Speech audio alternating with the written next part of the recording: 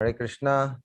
I welcome all of you to this 249th episode of Srila Gurudev Ki Madhur Smritiyan, Fond Memories of Srila Gurudev. Today we are very fortunate to have amongst us another one of very senior devotees, Sripad Jagdish Pandit Prabhu from Murwillumbah, Australia. I'm going to start this program with Jai Dhwani. Jai Shri Guru Gaurang Gandharvika Giridhari Shri Radha Vinod Bihari Ji ki Jai. Shri Radha Ramana Ji ki Jai. Nitya Leela Pravishtom Vishnu Padashto Tasa Srimad Bhakti Vedanta Narayana Goswami Maharaj ki Jai. Nitya Leela Pravishtom Vishnu Padashto Tasa Srimad Bhakti Vedanta Shri Vaman Goswami Maharaj ki Jai. Rupa Anu Guruvar ki Jai. Vrindavan Navdeep धाम की जय, नंद कोटि वैष्णव वृंद की जय, गौर भक्त वृंद की जय, श्री हरिनाम संकीर्तन की जय, गौर प्रेमानंदे Hari Hari. So first of all, Dandavat Pranam Prabhuji, welcome to this program. Dandavat Prabhu, Ajay Krishna Prabhu. So we are going to listen to a kirtan from Prabhuji, and then I'll give a short introduction for him, and then we are going to hear his sweet memories with Srila Gurudev as well as with other Mahajans and Guru Varga. So Prabhuji, you can start your kirtan now. Okay. So I sing it, there's no like I sing and everyone else sings, it's just I sing it. No, yeah, because we cannot match the timing. It will be everybody Yes. sitting at different distances. Okay. So you sing and Hare Krishna. Yeah. Oe Vaishnava Thakura Doyara Sagara Eda Sakoruna Kori Oe Vaishnava Thakura Doyara Sagara Eda Sakaruna Kori Dia Parachaya Sobahi Emara Dia Parachaya Sodahi Emara Tomara Charana Dori Tomara Charana Dori Chaya Vega Domi Chaya Dosa Sori Chaya Guna Dehudasa Chaya Satsanga Dehoi Emara Bosiche Sangare Asa Ekaki Amara Nahi Paya Bala Harinama Sankirtana Tumi Kripa Kori Srada Bindu Diya Deo Krishna Namadana Deo Krishna Namadana Krishna se tomara Krishna dite para tomara shakitache Krishna se tomara Krishna dite paro tomara sakitache Amitu Kangala Krishna Krishna Boli Amiti Kangala Krishna Krishna Boli Dayatava Pache Pache Dayatava Pache Pache Oe Vaishnava Thakura Doyara Sagara Edasa Koruna Kori Dia Parachaya Sobehi Amara Tomara Charana Dori Tomara Charana Dori Oe Vaishnav Thako Jaya Vaishnav Thako Vaishnav Thako Jaya Vaishnav Thako Srila Bhakti Vinod Thako Bhakti Vinod Bhakti Vinod Thako Bhakti Vinod Nitya Gaura Haribo Haribo Haribo Nitya Gaura Haribo. Thank you, Prabhuji. That was really very sweet and such a nice kirtan for Vaishnav Thakur. And I also want to say that we are doing live translation of this program in Hindi on Facebook, Srila Gurudev Memories, and the link is shared in the chat. Those who want to hear, they can click on the link. मैं आप सबको बताना चाहता हूं कि इस कार्यक्रम का हिंदी अनुवाद साथ के साथ चल रहा है श्री गुरुदेव की श्रीला गुरुदेव मेमोरीज फेसबुक पेज के ऊपर उसका लिंक हमने आपके साथ शेयर कर दिया है, जिसके को क्लिक करके आप वहां पे सुन सकते हैं. So today we are very fortunate to have Jagdish Pandit Prabhu with amongst us from Murwillumbah, Australia, to glorify our Guru Vargas, our Srila Gurudev on his on his centennial year. So Prabhuji met devotees in 1987 for the first time, which inspired him on this path of devotion.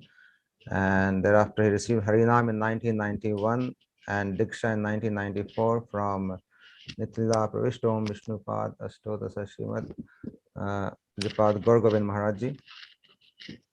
So, and his wife Yashomati Didi, and sons Vaman Das and Gopal Das, daughter Gauri Lalita Dasi are all devotees. Such a beautiful family. All of them are following Srila Gurudev's teaching very sincerely and walking on this very sweet path. So today we are going to hear from Prabhuji how in 87 he met devotees for the first time, what was the experience, how he met Pujyapad Gour Govind Maharaj and some glories about him also, and then how he met Srila Gurudev, what was his leelas with Srila Gurudev, his personal memories, interactions with him, and how he sweetly touched his life and gave him blessings and helped him progress on this path of bhajan and gain some realization on this path. So Prabhuji, Dandat Pranam, we are very eager to hear from you. There is no time limit. You don't have to worry about time at all. Just go on and tell us everything. Thank you, Prabhuji. Okay. So first I'd like to offer my pranams to my eternal Guru Varga, beginning with Namo Vishnu Padaya Krishna Prastaya Pudale Srimati Gaur Govind Swami Itinamane, and to my Shiksha Guru Srila Bhaktivedanta Narayan Goswami Maharaj, Namo Vishnu Padaya Radhikaya Prapmane Sri Sriman Bhaktivedanta Narayan Goswami Itinamane, and to my Grand Guru, the love of my life, A.C. Bhaktivedanta Swami Srila Prabhupada, and to his Guru, Srila Bhakti Siddhanta Saraswati Thakur, the Lion Guru, and to Srila Bhakti Pramod Puri Maharaj, my uncle, wonderful, wonderful Vaishnav that I got the association of, so sweet, so humble. And to Haridas Babaji Maharaj, who probably you've never heard before, who was, his great-great-great-grandfather was the exalted Shivananda Sain in Mahaprabhu's pastime. Oh. And to other Vaishnavas that I've met along the way, who was a beam light, like the lighthouse that stops us crashing into the rocks. They're like the beaming light that stops us from falling into the clutches of the shark-like Maya that is just always ready to devour us in so many ways, like the crocodile, the python, the snakes. And so they're the greatest boon. And I'd like to start by first reading the translation of this song that I just sung. Nice.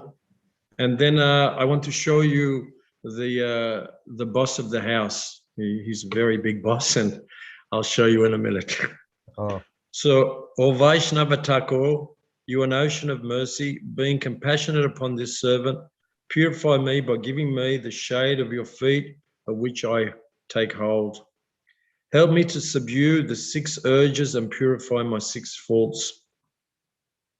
Bestow upon this servant the 6 qualities of a devotee and give me the 6 kinds of devotional association. I am waiting in hope of attaining your association. Alone, I do not have the strength to perform Harinam Sankirtan. Being kind and giving me just 1 drop of faith, bestow upon me the priceless treasure of Krishna Naam. Actually, when Mahaprabhu left home, he told Sachi Mother, I'm going out to make dana, wealth. He says, but oh Mother, I'm not going out to make the wealth of this world, Mother. I'm going out to attain this Krishna Naam, what is it? Dana, Krishna Naam Dana, the wealth, the valuable wealth of love of God. He said, this is my wealth. So that should be our thing, how to get this invaluable wealth. Krishna is yours, so you have the power to give Krishna. I am only a beggar running behind you, calling out, Krishna, Krishna. Actually, Srila Maharaj tells a story of how there was a rich king, and Narada Muni, I think, came and saw him one day and said, "Oh, king, you'll soon go to heaven." And he was so excited. And he said, "But there's a problem there. There's mosquitoes there. But there's one good thing. If you can, that mosquito net in the heaven, it's ripped.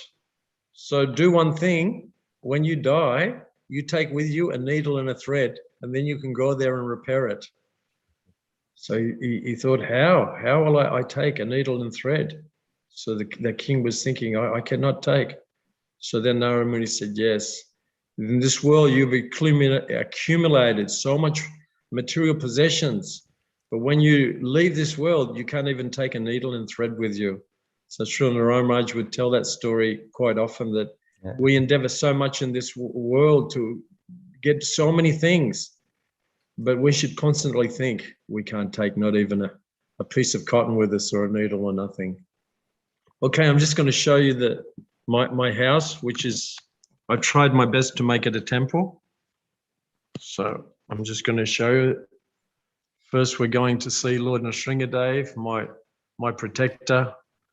He's Ugra Nrsinga. There's 7 forms of Nrsinga. There's Lakshmi Nrsinga, Prahlad Nrsinga, Ugra Nrsinga, Shanta Nrsinga, Ugra Nrsinga.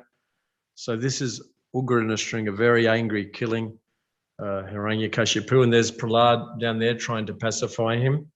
And we have Lakshmi and Saraswati, goddess of learning and wealth. Then over here, we have Radha and Krishna. One devotee carved these deities in Orissa. This is Orissan style. Very beautiful, Orissan style deities.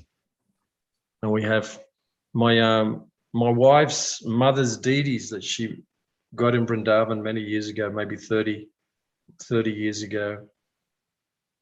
And then my gorgeous little Gaunitai that were carved. Wow, beautiful. By a carver that's been generation after generation carving Jagannath. I like the way you have dressed them. Yeah, it's a little bit cold here, so my wife made this, and made these clothes too for them. Yeah. Especially Gaurnitai, like they are coming out of a flower. It looks so beautiful. Yeah, and they're dancing. This form, one hand up and one hand down, they're dancing. Nice. The dancing form. I won't disturb them, but one hand is down. Yeah. And then I have Jagannath, Baladev, Subhadra. Yeah. These aren't ordinary deities. These deities were carved out of a tree that was planted by Balaram Das 500 years ago, and he predicted one day Vaishnavas will come and cut down this tree and make deities of Jagannath, Baladev, Subhadra. So that tree stood there from 500 years, from just after the time of Chaitanya Mahaprabhu. And when they cut down the tree, that smell from the tree was more than any perfume combined together on planet Earth. It was an intoxicating aroma coming from this giant neem tree, which I smelt, and it was just, no smell is available like that. You smelt it, you became like intoxicated. So, and a king cobra was guarding that tree, and it had all the symbols, the chakra. It was an amazing experience. So these deities were carved out of that wood. You can see they're very exquisite. And then I have Gurudev up here. I also have Buddha Dev. You can see so beautiful Buddha. Maybe I was a Buddhist in my last life, but I love the teachings of Lord Buddha. Ahimsa, equal vision, compassion. He's one of the avatars. People say, oh, you know, why are you worshiping Lord Buddha? Well, he's God. But our Easter Day, and there's Garuda, so beautiful. Wow. Garuda. Yeah. Who else? You can see my house. Srila Bhakti Siddhanta. My Guru Maharaj's shoes that he wore prior to leaving this world. He wore these shoes for about a year. And yeah, that's one devotee. What's his name? I can't remember his name. disciple of Gurudev in Navadweep. He's an artist, so if you contact me, I'll send you his details. He's beautiful paintings. He's as good as Shamarani, Wow. in my opinion. Very beautiful paintings. These are hand painted by her? No, these are hand painted by one disciple of Srila Gurudev. Oh, what is the name? I can't remember, but he does a Okay. lot of paintings in Mayapur. All the paintings in Mayapur for the ISKCON, he does them. But he's an amazing artist. And he told me about this painting here, Mother Yasoda embracing Krishna.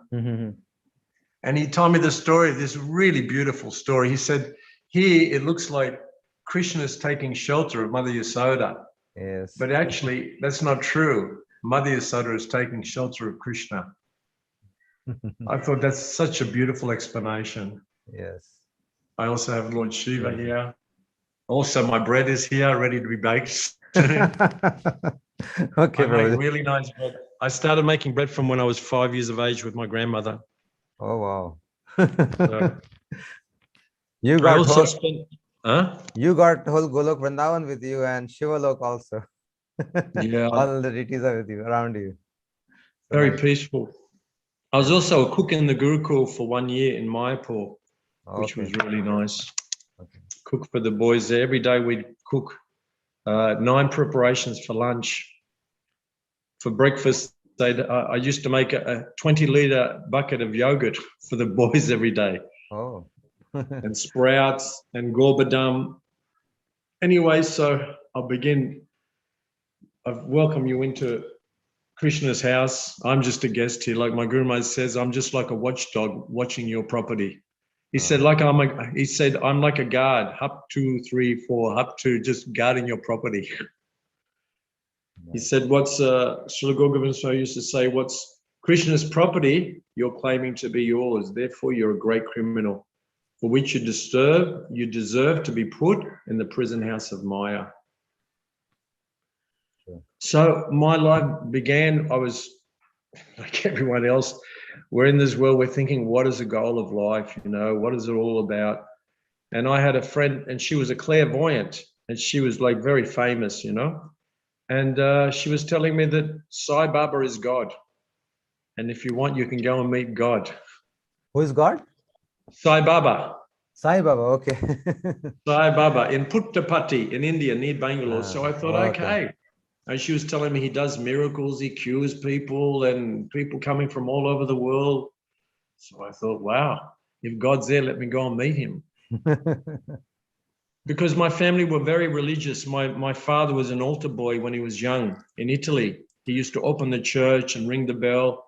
He was very religious. And we have a thing with the Christians, they carry the Virgin Mary and they do a festival like Rath Yatra. The Christians do a similar thing with the Virgin Mary. So are you Italian originally? Italian, I'm Italian. You can speak Italian? Parlo Italiano. Oh, nice. Okay. So then my uncle also was a cardinal on the Pope's staff in the Vatican. So it seemed like a family, a religious Christian, strong Christian family. And I used to go to church every Sunday with my grandmother and my mother and my brother. We'd walk to church like maybe 2 kilometers. We'd walk to church every Sunday. And when I was at school, I used to go to church every day, you know, just by myself to pray to Jesus. I wanted to always meet Jesus. From a small child, I had a desire to meet Jesus. I never had a desire to be rich and all these things. In fact, in my school, I came last. I came second last in my whole school, but I came first in religion. I came first in metalwork and I came first in woodwork, but I failed everything else. I thought it has no meaning to me. So, but I was interested in religion and crafts. It made sense, but commerce, history, geography, maths, it didn't have any interest for me. And so from a small boy, I developed a desire to meet Jesus. And I thought one day I'll meet Jesus. You know, as a kid, you can have any dream you want. Yes. So when I heard that Sai Baba was God, I thought, let me go and meet him. So when I went there, I stayed in his ashram for a couple of weeks. I became a vegetarian. And I heard about the 4 religious principles. But when I saw him, I thought, if he's God, why is he so ugly? You know, it just didn't. I thought God couldn't. Maybe he's taken on this form just to bewilder people. So I was 30 at the time, and then this little old lady took me to an astrologer, and this astrologer told me so many amazing things. He was telling me how in my last life I was a yogi. I made some mistake, therefore I took birth in India, but it's written today you will come here, and where you left off from last life, you will begin from today. So he was telling me all these amazing things. And he was telling me your previous 100 births are written in these manuscripts. So I thought, this is all madness. How could this be? Anyway, so he told me a lot of things. And after 2 weeks, I was living in an ISKCON temple in Madras, first in Bangalore, then Madras. And then I was living in Bombay temple. Then I came back to Australia, and my parents thought I'd gone mad. So they got a psychiatrist, an Indian psychiatrist, to come and speak with me. And all I did was preach to him about Krishna, and because he was a Hindu, he was just listening. And so he was useless because he was a Hindu. He already believed in Krishna, so that didn't work. And then 2 days later, I moved into the temple in Australia, in North Sydney, and I stayed there for some years. And then I heard that you have to get a guru. So I went to India and I started looking for a guru, and I asked different devotees, who is a guru, who's like Prabhupada. I wanted someone like Prabhupada because I fell in love with Prabhupada's movement. I wanted a guru as just like Prabhupada.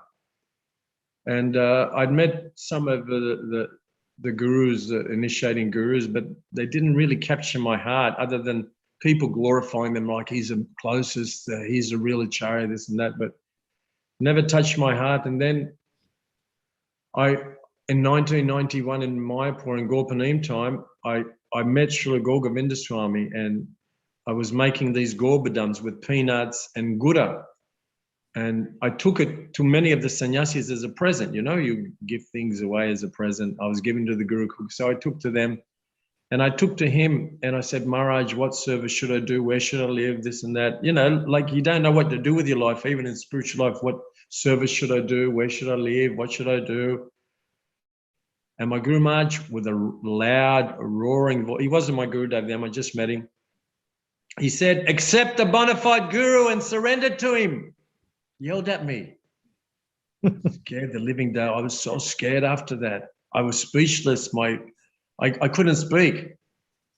And so I left. I left, and like a tape recorder, it went inside my heart. For hours after that, I sat down, I was, accept a bona fide guru and surrendered to him. Accept, who is a bona fide guru? So I went to Jananivas and I asked him, who should I take initiation from? And he said, I don't know. And then I asked him, if you have to take sannyas, who will you take from? I thought I'd trick him, but he wouldn't tell me. And then I asked Subhak Swami. Subhak Swami, real sadhu. So I thought, okay, Subhak Swami, he'll be able to help me. At that time, he wasn't initiating. I said, Maharaj, who should I accept initiation from? He said, you accept from Gour Govind Swami. He's a sadhu. He said, he's very simple. And then he whispered to me, he said, he's not like the others. He's not like the others. He said, you go. He lives in a simple hut and you stay there with him. So I took his advice and I went and I stayed 6 months with Srila Gour Govind Swami, and I could see that Srila Gour Govind Swami was definitely not like the others. He was living in a hut and he was very kind to me, so encouraging. Actually, the last day my Guru Maharaj was on the planet, he told his godbrother, the heart of a Vaishnav is all encouraging. The heart of a Vaishnav is all encouraging. And I saw that in him. He was very encouraging. One day I was in the room with him and there was some Indian devotees that came to see him. And I just wanted to be around my Gurudev. And my Guru Maharaj with folded hands, and he said, please excuse me, they've come to see me. I beg excuse. And I thought, wow. I started to believe that I was important, because in the material world, no one gives you any respect. You know, even your own family members, they just put you down. No one gives you any respect. So my Guru Maharaj was giving so much respect, and I started to think, maybe I'm someone that's worth something in life. So he had that ability to make you feel like you were special and important. So I stayed there for 6 months. I heard the amazing classes he gave on Bhagavatam, 3-hour classes every morning. And he never missed Mangalati. He'd come up the steps, even though he'd come up with a walking stick. And he had some problem with one leg.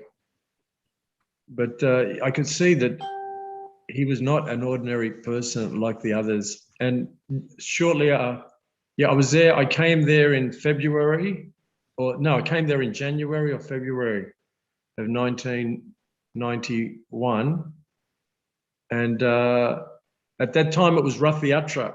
And the devotees were saying, Gurudev said we have to do Snan Punima. Not Snan Punima. When they go around the pond for 21 days, what's that called? Snan Yatra, right? Snan Yatra. Yeah. Snan Yatra, that's right, Snan Yatra.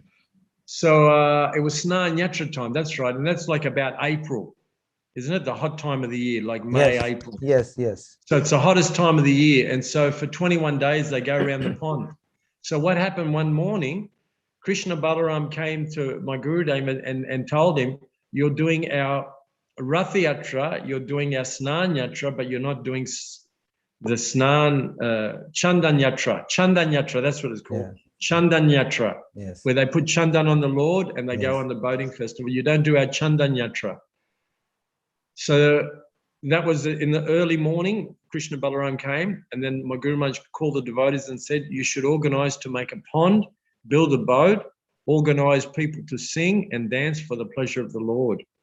So that day they bought a big blow-up pond, out of plastic, filled it up with water, and one of the devotees there, with the carpenter's help, they built a boat. And from that day, they started to do Chandan Yatra. And they brought people to dance every day. There were the Goti Chur dances, the boys dressed up like girls dancing, very amazing dances in Orissa. They're very famous for that. Gotipur dances. Mm-hmm. So they were dancing, and every night they sing Gita Govinda.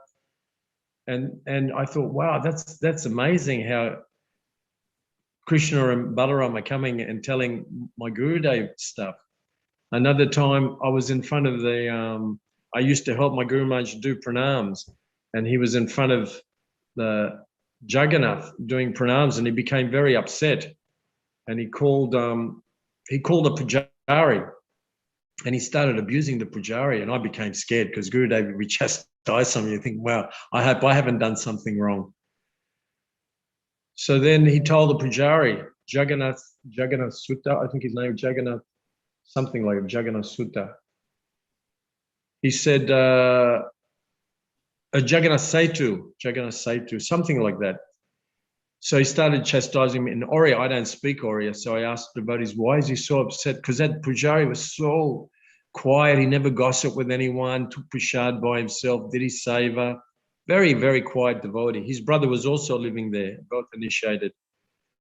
So that they said Subhadra lodged a complaint against him, that he's not dressing her nicely. He's not putting the nose ring on, like she has a nose ring, didn't put the nose ring on, and doing things. And my Guru Maharaj chastised me, don't do like this again. Subhadra Devi lodging complaint against you. I was there, I never heard Subhadra lodging any complaint. So Gurudev was a real mystic, he could speak with the Lord and know the Lord. Another time he became upset with the pujari looking after Srila Prabhupada. And I found out the Gurudev hit him actually. Prabhupada lodging complaint that they used to bring the remnants of the Radha Krishna to Prabhupada, and from Jagannath they give remnants to Prabhupada after the deities are taken. And Prabhupada had a cup of water on his desk, and the complaint was that the pujari wasn't changing the water of Prabhupada. So Prabhupada would come and he said, I'm always with Prabhupada. He's always speaking with me. He says, if you're really surrendered to your guru will also speak with you. He said, when they say, Jayam Vishnupad Paramahamsa Paravajar Asta, Astota what is Satshri. Sri Sri Jayam Vishnupad Paramahamsa. When they say that mantra where the gurus departed, he said, I don't like that. My guru is always here. Why are you saying departed? Oh, So he never liked Nitya it. Pravist. Oh, Nitya Leela, sorry. Yes. Nitya Leela. He said, Pravist. why are you saying Nitya Leela? Nitya Leela Pravista Om. He says, why are you saying Nitya Leela? My Gurudev is always here. Why are you saying he's gone? He's not gone. He's here with me constantly. So we learned so many intricate things, the science of spiritual life, very intricate points. Like I was listening to I recorded 400 classes of my Gurudev, and I listened to them. I tried to every day listen to a little bit. And today my Guru Maharaj was speaking about the importance of sadhu sangha, which is the whole reason that we're having all these things, to glorify the sadhus and the importance of sadhu sangha. And when the Prachetas spent 60,000 years under the water, I mean, you've got a lot to think about. Even if you spend one day by yourself in a room, you can think of a lot of things. Imagine 60,000 years under the water. You've got more than enough time to think. So after 60,000 years under the water, what do they come with? We only want one boon, Bhagavat Sangha Sangasya, the association of sadhu constantly. That was the only boon. And so for us, mortal souls of this material world, only one boon is there, sadhu sangha. How to have more and more sadhu sangha. And my Guru Maharaj used to say that if your hair's on fire, what will you do? You'll run here and there. Where is water? Where is water? Where is water? He says, in the same way, we're like in a frying pan, frying in this Adi Atmika, Adi Devika, Adi Bhuktika, the cycle of birth and death, the horrible material world. So what should we do? We should be running. Where is sadhu? Where is sadhu? Where is sadhu? Because he will extinguish that blazing fire of material existence. He used to say that the Samsara Dara prayers, that when we sing Samsara Dava Naralita Loka, the water, we're speaking about this water. What is this water? That water is called Prem Jala. And where is that Prem Jala? Where do you get it? It's with Gurudev. And he said, even if you have the ability to travel to the spiritual world, even you have the ability to travel to the spiritual world and go to Krishna, and you ask Krishna, oh Krishna, please give me this Prem Jala, this water of Prem, of love. Krishna will say, Hari Baba, I have nothing. I've kept it all with my dear devotee. So the Gurudev is a custodian of this Prem Jala. And just like in a forest fire, you need torrential rain to put out the fire. A bucket of water is not going to do it. You need a heavy downfall. So to put out this blazing forest fire of material existence within our heart, we need this Prem Jala. He was just, and then he went on to say that to dissipate the darkness of this planet, the sun is needed. When it's dark, you cannot see. So you need the light of the sun to dissipate the darkness. But how do you dissipate the darkness of ignorance prevailing in the heart? He used to ask this question, how do you prevail that ignorance prevailing in the heart? He said, that is done through hearing from the lips of a sadhu. So hearing is very, very important. And he'd say, Sukadev Goswami heard. So Sukadev Goswami spoke, Pariksit Maharaj heard, along with the 88,000 sages, and it's a hearing process. We're coming in a hearing process. And the first a main teaching of this Prahlad Maharaj, Shravanam Kirtanam, first hear, then you can do Kirtan. Without hearing, what Kirtan will you do? My Guru Maharaj used to say, you'll only do my Kirtan. You won't do the Kirtan of Gora and Guru. You'll only do Maya Kirtan. So first you hear. And today, in today's class, I was hearing that you follow the order of the Guru as it is. He says, if you don't follow the order of the Guru, you'll only fulfill what you want to do. He said, that is not service. He says, service begins when you go to Guru and say, Gurudev, how can I serve you? And also today he was speaking about hearing with rapt attention, hearing with rapt attention. You know the story of Gokana. You know the story of Gokana, how there was a king and he wanted to have a son, but his wife couldn't have a child. So then he went to the sadhu and he said to this sadhu, if you don't help me, I'll commit suicide. So the sadhu gave him a mango.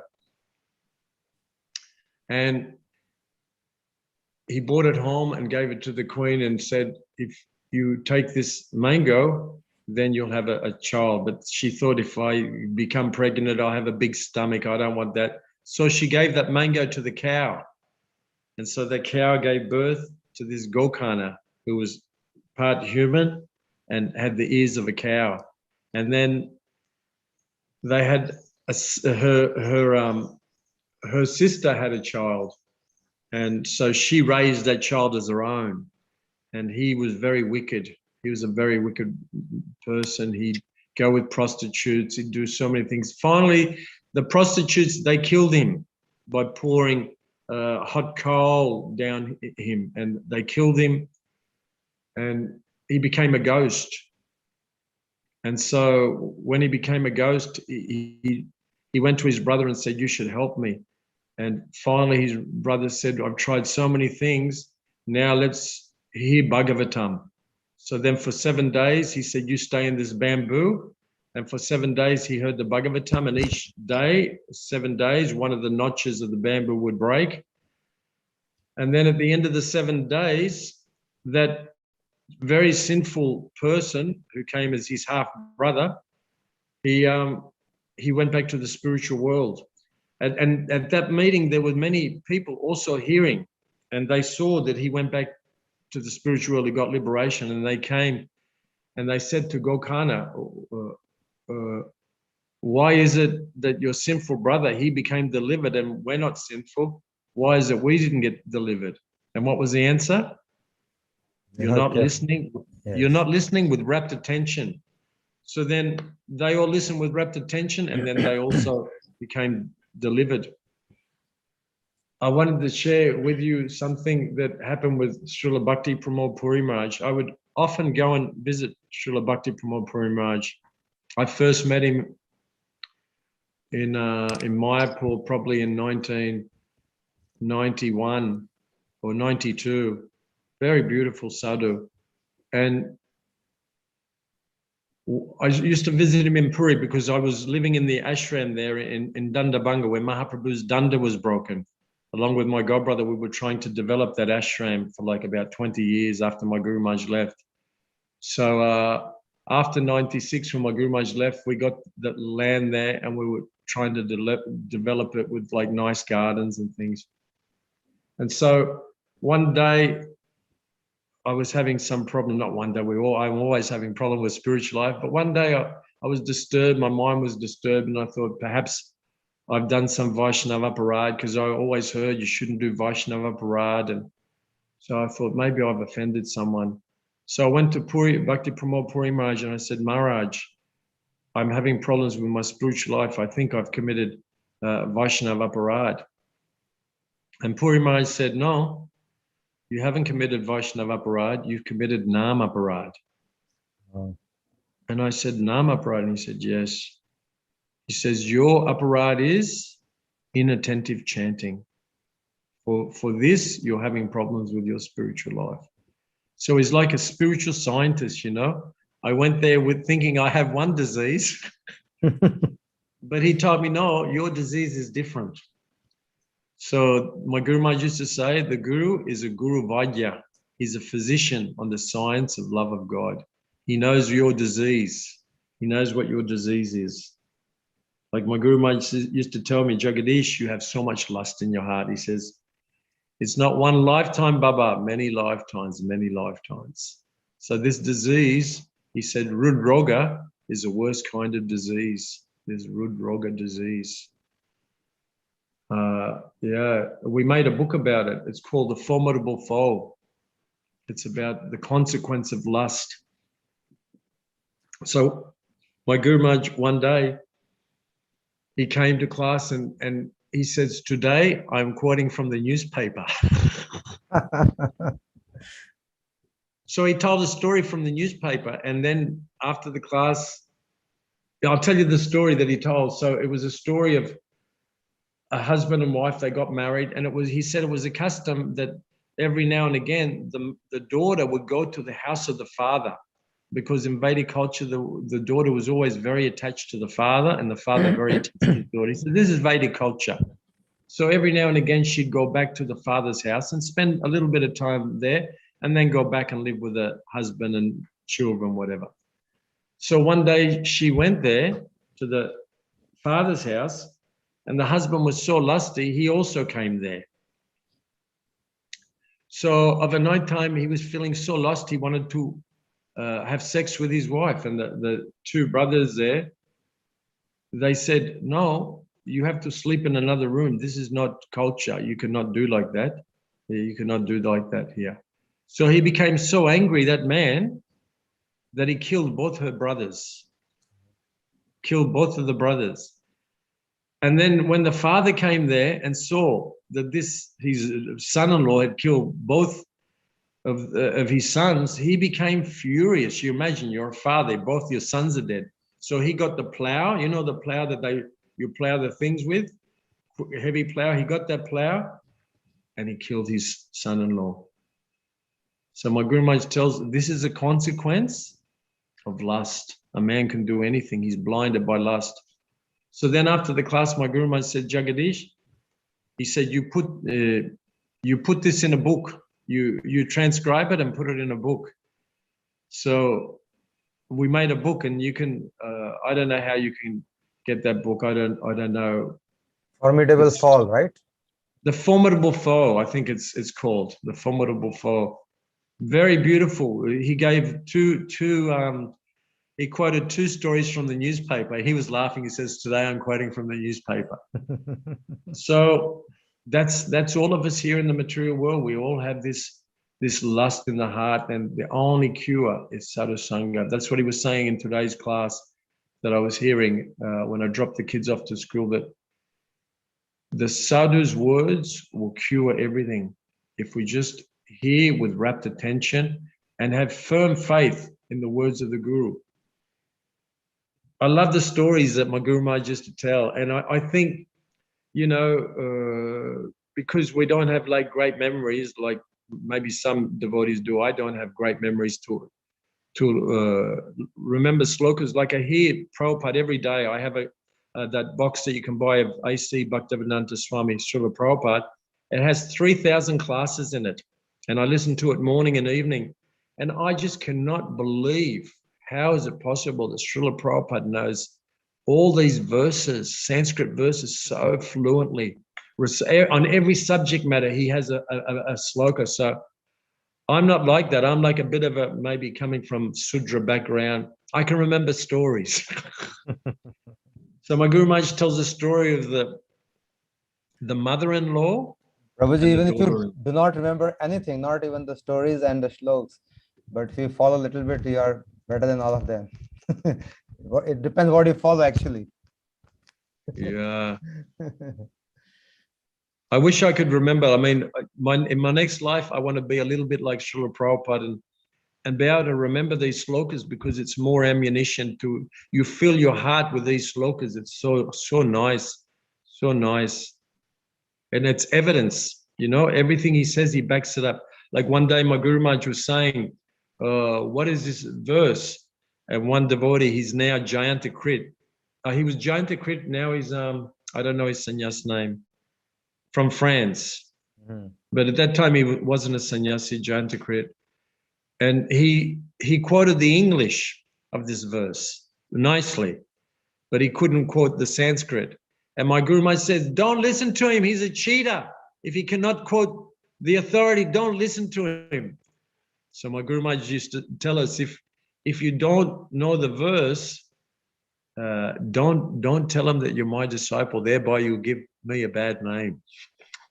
So he said, if you preach, you should back up with the sloka. It is required for preaching, but not for your own sadhana. or on No, sadhana, no. but Yeah, for yeah. preaching it is must. Without shlok, you cannot preach because they need evidence. Nobody will get affected because your realization is yours. So yeah. That's right. And that's what Srila Maharaj, he used to train up all these brahmacharis and learning the slokas. He'd get them to get up and then he'd say, sit down. Then he'd correct them all. True. So my Guru Maharaj would tell this really nice story of the mother-in-law and the father-in-law. Mother-in-law and daughter-in-law, they went to hear a sadhu. So when they went to hear that sadhu, there was a tidal river. And when they went in the morning time, it was knee deep. So then they went and heard from this sadhu. And one of the main teachings of the sadhu was that if one takes shelter of Lord Hari, then very easily he'll cross the insurmountable ocean of birth and death as insignificant as stepping over the water that is contained in the hoof print left in the mud by a calf. So when a calf or cow puts its foot in muddy water and it fills up with water, stepping over that is considered taking shelter of Lord Hari. Easily you'll cross over the insurmountable ocean of birth and death. So they both heard, and when they came back, that tidal river was up to the neck. So then they went to cross, and the mother-in-law, she said, it's too dangerous to cross. And the daughter-in-law said to the mother-in-law, no, it's not dangerous. You chant Hari, Hari, Hari, and easily we'll cross it. If we can cross the insurmountable ocean of birth and death, what's this river? That sadhu said, have faith in Hari. So she was chanting with her arms up, Hari, Hari, Hari, Hari, and she crossed. Very easily she crossed. And when she got to the other side, the daughter-in-law, young girl, just newly married, she said to her mother-in-law, oh, mother-in-law, come, chant Hari, Hari. What happened? That mother-in-law became so angry. You rascal, who are you? You're instructing me? Come and help me cross. So my Guru Maharaj, he'd ask the question, why is it the daughter-in-law put faith in that sadhu, but the mother-in-law couldn't? What is the reason? You know, Ajay Prabhu, what is the reason? Yeah, maybe she didn't hear properly, and sanskar, you have your own sanskars. Like some people, they don't have faith in anything. They are designed like this. They're always No, they both heard. Both of them heard. Both heard from the sadhu. But why the daughter-in-law put faith and the mother-in-law could not put faith? That's the question. So what's the answer? I don't know. The answer is because the daughter-in-law had a simple heart. And the mother-in-law, she was a little bit crooked. And in the words of Bhaktisiddhanta Saraswati Thakur, he tells, better to remain in the species of insects, birds, animals, and other living entities than come to the human form of life and have duplicity in your heart. And he used to describe that in the heart, where there's duplicity, there are two things are there. The lover and the prostitute. The lover is name, fame, adoration, distinction, and the prostitute is crooked. So where there's kapacha, crookedness in the heart, then the lover is there, name, fame, adoration, distinction. So while these things are dancing in your heart, my Guru Maharaj will quote this from the teachings of Srila Bhaktisiddhanta. He said, then we cannot become devotees. And therefore the conclusion of Bhaktisiddhanta and my Guru Maharaj was that not only simplicity is needed, but childlike simplicity is needed.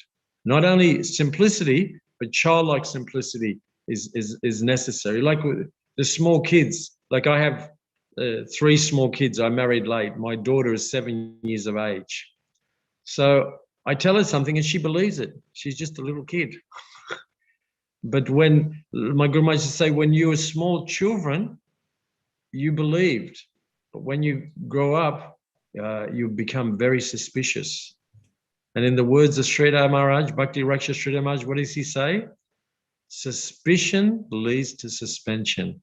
Have you heard that before? No. Suspicion leads to suspension. He used to quote that. And my Guru Maharaj would say that if a thief comes and tells your little kid, oh, kid, come here, and he wants to steal his jewels, the kid will immediately come. He's very simple-hearted. He'll come, oh, yes, they're calling. But if you call an adult and that adult doesn't know you, you know, and you say, oh, come here, my friend, come here. They'll think, who is he? He's got a beard. What does he want? I've never seen him before. We'll have so much doubt in our heart and suspicion. But a small child will not have that. Will not have. Even sometimes I go shopping and I see small kids and I go to her, oh, what are you going to buy? Oh, what's your name? Where do you go to school? Where do you live? I'm a stranger, got a beard, but the little kid, they answer you. They don't have that thing that he's a stranger, you know? So this simplicity for us Vaishnavas is really, really necessary. My Guru Maharaj would say very often, doubt and criticism is not bhakti at all. Is not bhakti at all. And we find in the Vaishnav communities around the world, unfortunate that so much bitchiness is there, so much backbiting, you know, fault finding. My Guru Maharaj used to say, write a list, write everyone's name on the planet on that list, and write your name last. Where's the question of pride, Baba? You're at the end of the list. And he was saying that see good in others and find fault in yourself. But he said, no, normally what we do is we see good in ourselves and find fault with everyone else, isn't it? See good in everyone else is bad, but I'm good. And then he said there's four visions. The first vision is a person sees good in others.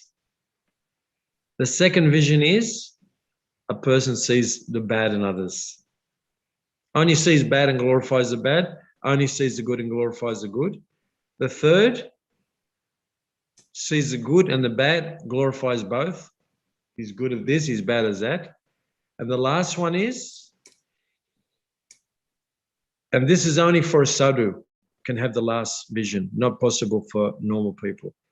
And he's saying that if a person is all bad qualities, he has no good qualities, but some slight good quality is there, the sadhu will only look at that quality and fan it and glorify it like anything, make it into something very big.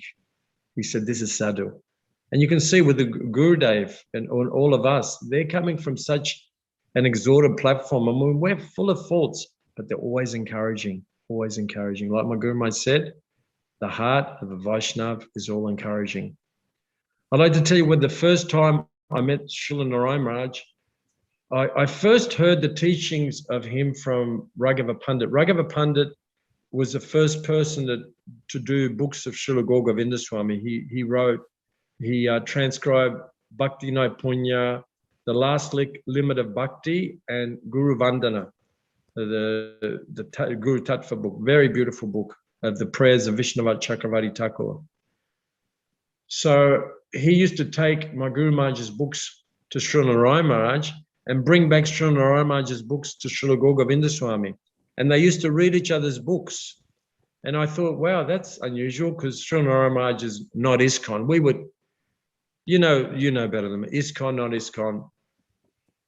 But I thought, wow, they love each other. Well, that's unusual. So my Guru Maharaj, I personally saw him reading the book and feeling some joy. He had him in his library there, like he had a bookcase there and he had his books there. Then after my Guru Maharaj left, many of my god brothers, they went to Srila Narayan Maharaj, and Raghava Pandit, he told me about one of the classes that stood out to him in America was that karma means you hitting yourself. And Srila Narayan Maharaj gave the example, if you have your hand and you're slapping yourself in your face, he says, who can you blame? Because your hand is hitting yourself. So he's saying karma means you doing it to yourself. You do. Even my wife today, I've been married to her for 14 years.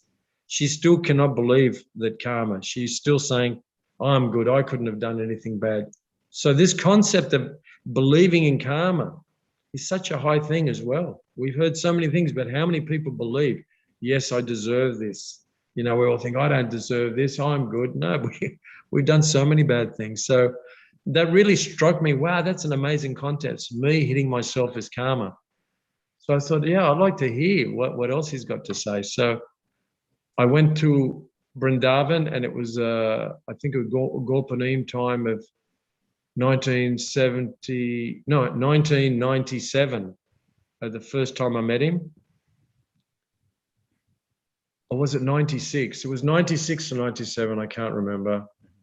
And the first thing that struck me about Srila Maharaj, his Superman X-ray vision eyes, his blue eyes, they just go through you to your heart.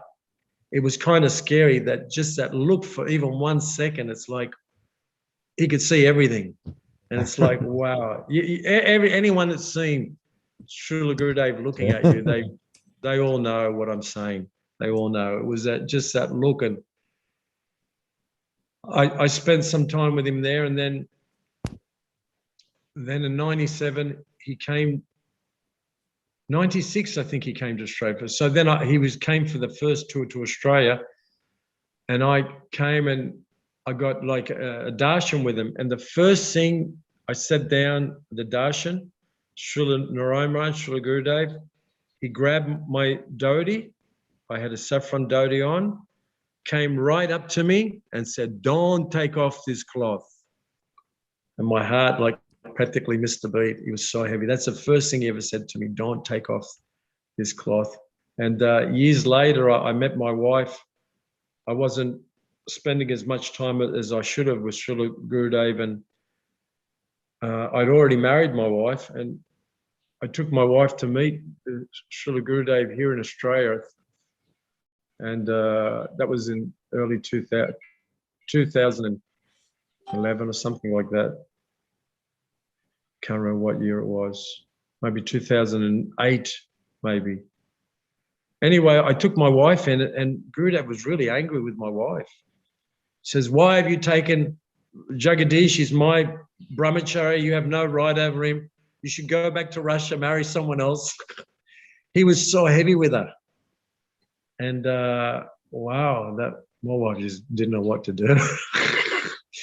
I was a bit confused. Maybe I should have, maybe I should have listened to Gurudev, you know, that's it. I became weak, and anyway, Gurudev said I should leave this wife. I should leave her. But I didn't follow his order. I feel bad. If I could have gone back in time again, perhaps I would have listened to him. But the Guru, he knows what's best for us. Anyway, that was 2 experiences I had with Gurudev. I used to massage him also, you know, wherever he was, I'd massage him. It was wonderful to be in the same room as him and massage him. I don't know if many devotees got that opportunity, but to be there and massage him, and even after all the devotees stopped massaging him, and Gurudev would sit with one leg on top of the other, like in a yogi pose. He was very subtle, like, you know what I mean, not cross-legged. He put one knee on top of the other knee like this. Yes. Now, like the Indians sit. Yes. You know, like, I'll show you, like this. I got it. Yeah. Yeah, Gurudev would sit like this. Yeah. And then I continued to massage his back, you know, because he was just wonderful just to touch Gurudev, you know, to touch the body of a great devotee, you know. It was wonderful. It was wonderful. And I could ask him any question, and yeah, they were very fond moments in my life. Another time when we were in Melbourne, he was staying in one devotee's house. I went there, and usually you knock on the door, the servant comes there. And I knocked on the door, guess who came to the door? Gurudev came himself.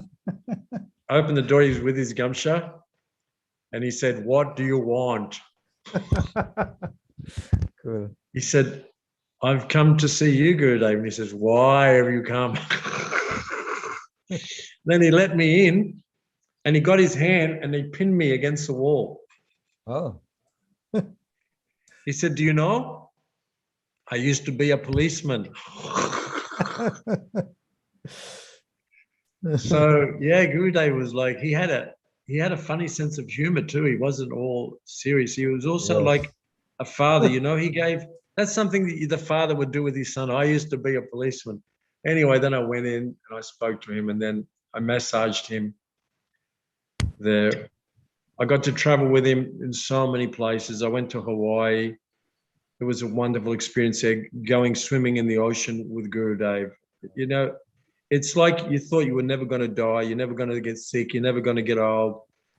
Being with Gurudev was just the most incredible time. When he came here to Murwillumbah, the first time he was here, he stayed here for 3 weeks. And I had the good fortune to massage him as well as to cook for the devotees. You know, there was about 350 devotees that came to the festival. They just came from everywhere to meet Srila Gurudev. And it was that festival, you thought that you'd entered another planet. The Hari Katha was so amazing. They made a book about it, the Hari Katha from 1996. I can't remember the name of that book, but you can buy that book, find out what it was called.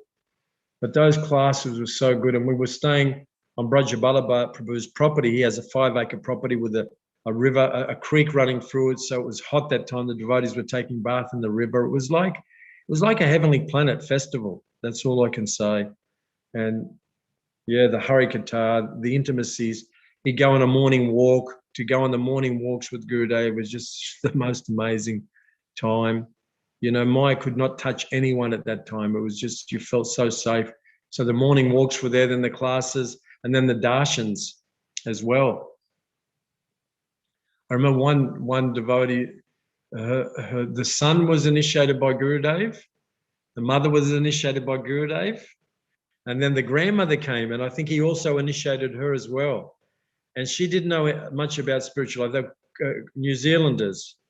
And Dainidhi is the son, Premavati is the mother, and I don't know the mother's name. But I remember Gurudev came up to her one day and he said, one day you'll see Krishna and Balaram will want to sit on your lap. And she didn't know much about spiritual life, but just these few words, I saw she started to cry. So Gurudev could make anyone's heart melt. When we were in America, there was at Los Angeles airport, there was one of these tourist promoter there in the form of a woman in a bikini and with a sachet on, promoting tourism in Los Angeles. Mm-hmm. So one of the Matajis there was preaching to her, and then she brought it to Gurudev. And the Mataji said, oh, Gurudev, this girl wants to ask a question. And Gurudev said, yes, she may ask. What is your question? And she says, I've always had fear of death. I've always had fear of death. And then Gurudev answered in such an amazing way. He said, don't fear, don't fear. And so encouraging, that Krishna is there. You are soul. There's no death for the soul. And so many sweet things he was saying that this Dolly bird, this beauty queen girl, tears just started rolling down her cheeks. Doesn't know anything about spiritual life, thinks that she's a body. Just a few words melted this girl's heart. And I looked around and so many devotees were also crying. They're also crying. There was another devotee too. He was, his father was a Prabhupada disciple. Can't remember the devotee's name. Gora something, Gaurapran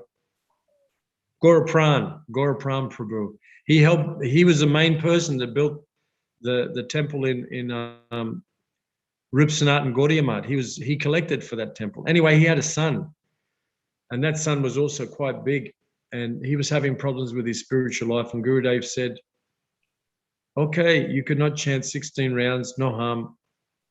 You chant 4 rounds a day. You chant 4 rounds a day, and just encouraging words. And you can't imagine this tough guy, really tough, like bodybuilder, just started to break down. He just couldn't help himself. So tough looking, but 1-2 words from Gurudev and he was finished, completely finished. And Gurudev was so kind to everyone, like a father, only encouraging. He didn't want money from us. He just wanted us to become Krishna conscious. Like he used to say, I've captured my heart. I've captured your heart. and I've kept it in my pocket. I will not give it back. So he said, I've come here to capture hearts. Gurudev also, I met him and I traveled to Holland with him, to France, to Badger, to Bali, Australia, India, Singapore, Malaysia. I went on a lot of tours with Gurudev. So I was very fortunate to spend quite a good stretch of time with him traveling.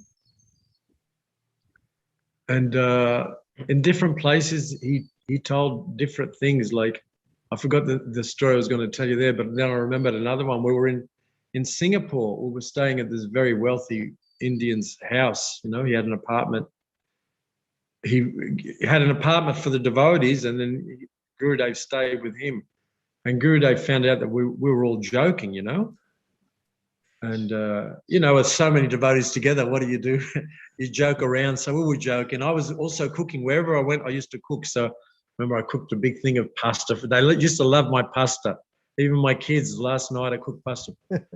My boy said, Papa, your pasta is so good. And my little daughter, the other day I made pasta and said, Papa, don't cook so good anymore because I eat too much and I get a sore stomach. So don't cook so good anymore. My daughter was complaining, if you cook so nicely, I eat too much, I get a sore stomach. So devotees like my pasta that I cook, and we were joking around and everything. It came to the attention of Gurudev. And in that night's class, he was very upset with us, a little bit angry with everyone. And he said, don't joke, don't joke. And he said, the tongue has no backbone. The tongue has no back. It can say anything it wants. And he said, so many problems are caused in life only by the tongue. He said, even jokingly, don't joke.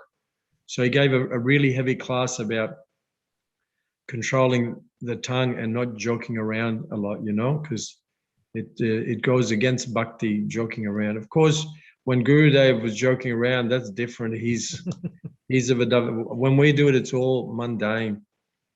And one time also in Mathura, was it Mathura? No, it was in Vrindavan. It was in Vrindavan. And the devotees were doing kirtan, and then they stopped singing, and they were just doing them, and just playing the instruments and getting pleasure from playing the instruments. As soon as Gurudev heard that, he came out of his room. Wow, he was so angry with all the brahmacharis and started beating a couple of them. So Gurudev was very strict, very strict. Also, when we were in Bali, he was speaking about, discussing with us about the kirtan. He said that devotees do kirtan, but they're bashing the gong and the wampas. He said, this is not kirtan. He said, why do we have instruments? Do you know the reason why we have instruments? And where it comes from? Tell us. He's saying that the original instrument was the ankle bells of the gopis. Wow. And they put their feet on the ground only to keep tau. It's only tau. He said the cartels are like the ankle bells of the gopis, are keeping the tau. So he said the instrument should never be louder than the singing. It's only for keeping tau. So I thought, wow, that's amazing. Because if you've been, Prabhu, I don't know if you've been, but on the parikrams in Vrindavan, you know, Kartik and the Gopanim parigram, the brahmacharis, they get the big wampas and whom, whom, whom. It's so loud. It's so loud. You know, sometimes okay, but sometimes it's just, and in the temple, it's so loud. But Gurudev used to say, and you hear his kirtans. Yeah. His kirtans are very sweet, very sweet. We were there in, he recorded that album with Krishna Das in one devotee's house, had a sound studio. And Gurudev he recorded there, and Krishna Das also recorded in that sound studio. And if you hear those kirtans, they're very sweet. There's no banging of loud instruments. And even in the temple here, you know, sometimes the devotees get so, I have to leave the room, it just hurts my ears. So he's saying kirtan should be very sweet for the pleasure of the Lord. And my Gurudev, Srila Gurudev Govind Swami, he used to say, whose kirtan are you doing? Maya's kirtan or Krishna's kirtan? Are you doing it for your pleasure, or you're doing it for the pleasure of Guru and Guranga? So we should be very careful who we do kirtan for. Oh, look at me. I have such a good voice. I can do tit tit ta. Gurudev used to say, tat tat te. Look at my mridanga playing. I'm so expert. So he was, and who was it? Trivikram Maharaj. He used to, I heard, he used to purposely sing out of tune because he was saying that kirtan shouldn't all be about like nice singing. It should be about bhav. It's a kirtan means the soul's crying for the Lord. It's our, like, these prayers are the song old Vaishnav Thakur. That's Bhaktivinoda Thakur's song, but it's a song for us to cry out to the Lord that, look at me, you know, I'm like, we want to be the calling behind you, Pachi Pachi, or Krishna, I'm calling behind you. What is that? I'm like your dog, you know, there's another one, or Gurudev, I am your kukura. I'm here to, you know, I'm your kukura, so I'm your dog. My Guru Maharaj used to say that there's two types of dogs in this world. There's a street dog, and there's a dog that has a master.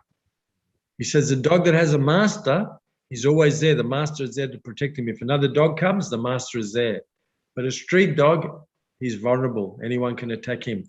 So he says, we're the dog of the Guru. And this is our leash. We have put on neck beads, and we've become the property of Gurudev and Krishna. So we're the dog of Guru. We should always remember that we are not the property, that we don't belong to us, we belong to Guru and Krishna. My Guru Maharaj used to say, go before Gaur Nitai, and with an open heart, with a clean heart, you tell Gaur Nitai, oh Krishna, I am yours and you are mine. I am yours and you are mine. He says, but what are we doing? We're thinking, my wife is mine, my kids are mine, my kinsmen are mine, my bank balance is mine, my property is mine, my land is mine, my everything, wealth is mine. He said, this is a disease. Aham mameti, I and mine. These are the diseases. So I'm sharing with you today the lessons that I've learned from the sadhus. One sadhu I met before I became initiated was in 1988 in Vrindavan. I was in Radhakund, and one devotee was there from Puri, and his father was a pujari in Jagannath Puri temple, and his son, the pujari that I was with, he was fluent in 5 languages. He could speak Sanskrit, Bengali, Hindi, Orissa, and English. Very, very learned devotee, very, very sweet brahmachari. He didn't look at me as being Italian or Western. He saw me just like a brother, which was, you don't know about this, but when, you know, not only myself, but others, some of the, you know, the Indian brahmacharis, they look down on you as being like, you know, they won't even let you serve in the temple. When I used to come on the parikrama, we wanted to serve. They wouldn't even let us serve. So it's not everyone that has that vision that we're all brothers. Like one of my Gurudev's main teachings was Vasudev Kutumbakam. Vasudev Kutumbakam means one family. So what story was I telling? So yeah, I was with this brahmachari, and he said, I'll take you to see one sadhu. He's 102 years of age, and he just does budget, and he lives in a little house. So he took me there. The room was so small. I don't know how physically this sadhu can live there. A tiny, tiny, tiny little room, incredibly tiny room. And there was a few of us. It was myself, that brahmachari, and maybe 1 or 2 others. We were doing like a mini parakram in Radhakund. And we went in there, and that devotee said, oh, Maharaj, some devotees are here to see you. And he was chanting and like looking up, just chanting. Nothing. He didn't move, still like this, chanting. And he says, Maharaj, there's some devotees here to see you. And also that there was some tears coming down his eyes. And then gradually he just looked around. He just looked around. Then he looked at us. And then finally he realized, oh, there's someone in the room. He was definitely somewhere else chanting. And I asked him, Maharaj, how can I progress in spiritual life? I'm just became a devotee 1 year back. What should I do? What instruction can you give me? And this old sadhu, 102 years of age, he said, for you, you should first develop a relationship with the deity form of the Lord.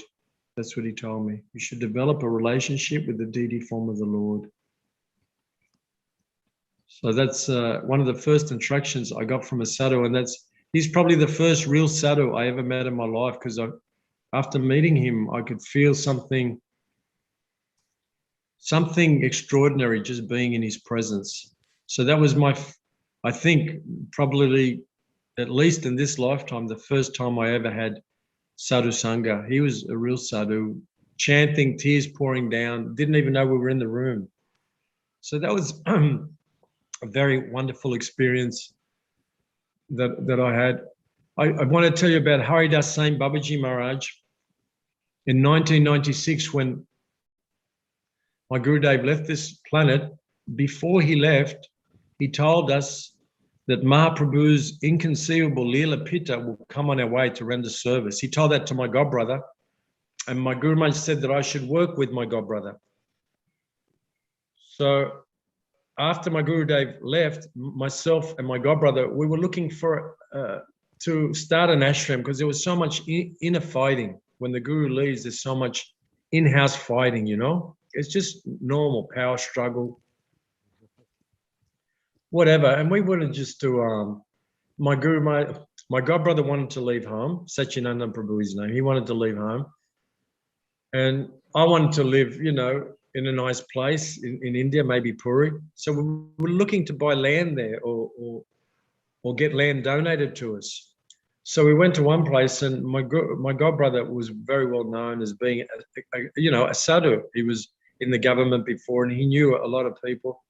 So one of the temples nearby to Jagannath Puri main temple, probably 1 block away, they wanted to give that temple to my godbrother, Satchidananda Prabhu, and we looked at it, and it was a little bit run down, but it was an ancient monastery, and they wanted to give everything to us, the care of the deities and everything. And my godbrother was thinking, there's only you and me, how are we going to look after the deities? So he didn't accept it. But after some time, what happened is my godbrother's mother, she was blind, but she's definitely a Sudha Vaishnavi. She was like, what can I tell you about her? She's another great Vaishnavi. Sometimes she'd be in prayer for hours at a time, hours. She had calluses on her knees from kneeling. She'd be kneeling like this for hours at a time, not moving. And I'd ask her son, what is she doing? She says, oh, she's in Samadhi, she's in Leela. I thought, what Leela? I was somewhat skeptical. But I had some experiences with her where she knew everything. And I thought, wow, how is it she knows everything? So one day I said, oh, mother, what Leela are you saying? She says, these things should never be told. They're not cheap things. Why are you asking? She became a little bit annoyed with me. And I said to her, but I'm calling you mother and you've accepted me like a son. So cannot a son ask his mother something? How the son will learn if the mother doesn't help? And her heart melted. She says, oh, if you're asking like that, then I'll tell you. She said, today I saw the Leela, Mother Yasoda chasing Krishna. And he says, Mother Yasoda is a little bit fatty. She's a little bit big. And Krishna, he's very lean and he runs in a zigzag way. So Mother Yasoda chasing Krishna, and Krishna going like this and that, and the cowherd boys in the bushes, they're making fun of Mother Yasoda. They're teasing Mother Yasoda, and they're telling her, oh, you can't bind our canoe, you can't bind our canoe, you can't. They're telling, like, singing this to Mother Yasoda, this Leela I'm seeing today. So I thought, wow, that's pretty amazing, you know, that this personality is seeing this Leela. And any spiritual question I had, I used to ask her. And my Guru Maharaj said about her to my godbrother, he said, your mother is a Sudha Vaishnav. She's a pure devotee of the Lord. So that was confirmed by my Gurudev too. Anyway, is she there still? Is she still there? Sorry, I can't hear you. You are, I think, mute. Wait, you can. Sorry, she had deities of Jagat Baladev Subhadra. So what happened? Those deities became so old, she wanted to put them in the holy river. So there's one holy river in near Puri. It's where the Dandabanga was broken. Where anyway, so we put the deities in the holy river there, and she was lamenting that night. Oh, Jagannath, you've gone. I cannot live without you. The next morning at 5:30 in the morning, one sadhu knocks on my godbrother's house and said, I have the deities of Jagannath, Baladev, Subhadra for you. I've been instructed by the Lord to come here and give these deities to you. And then he invited them in, and they told the whole story that the Navakalavara, the Navakalavara that I went to of 1996, I went to that Navakalavara where they changed the body of Jagannath. The one before that was 20 years before. So what happened when they cut down the Dadu Brahma, the tree, the wooden form of Jagannath, then whatever wood's left, the Pandits used to take some of that wood and carve deities of Jagannath, Baladev, Subhadra out of them for themselves. So one of the pujaris, they carved the deities of Jagannath, Baladev, Subhadra for themselves. But what happened after some time, they were seeing the deities weren't so happy. And also other devotees would come to the house and they'd see the deities, oh, Jagannath doesn't look so happy. So this went on for quite a number of years. And finally, the Jagannath came in a dream and said, we want to go to Dandabanga, where the Leela, where Mahaprabhu's Danda was broken by Nityananda Prabhu. So they tried to find out who was in charge of that ashram, and they found out my godbrother was doing that ashram, and they came to his house. And that was a day after my godbrother's mother's deity were put in the holy river. Wow. So those deities of Jagannath, Baladev, Subhadra were carved out of the original tree that Jagannath and Jagannath Puri was carved out of. So then they were in his home for some time, and then those deities came to Dandabanga. So then after some time, we didn't have the Dandabanga ashram then.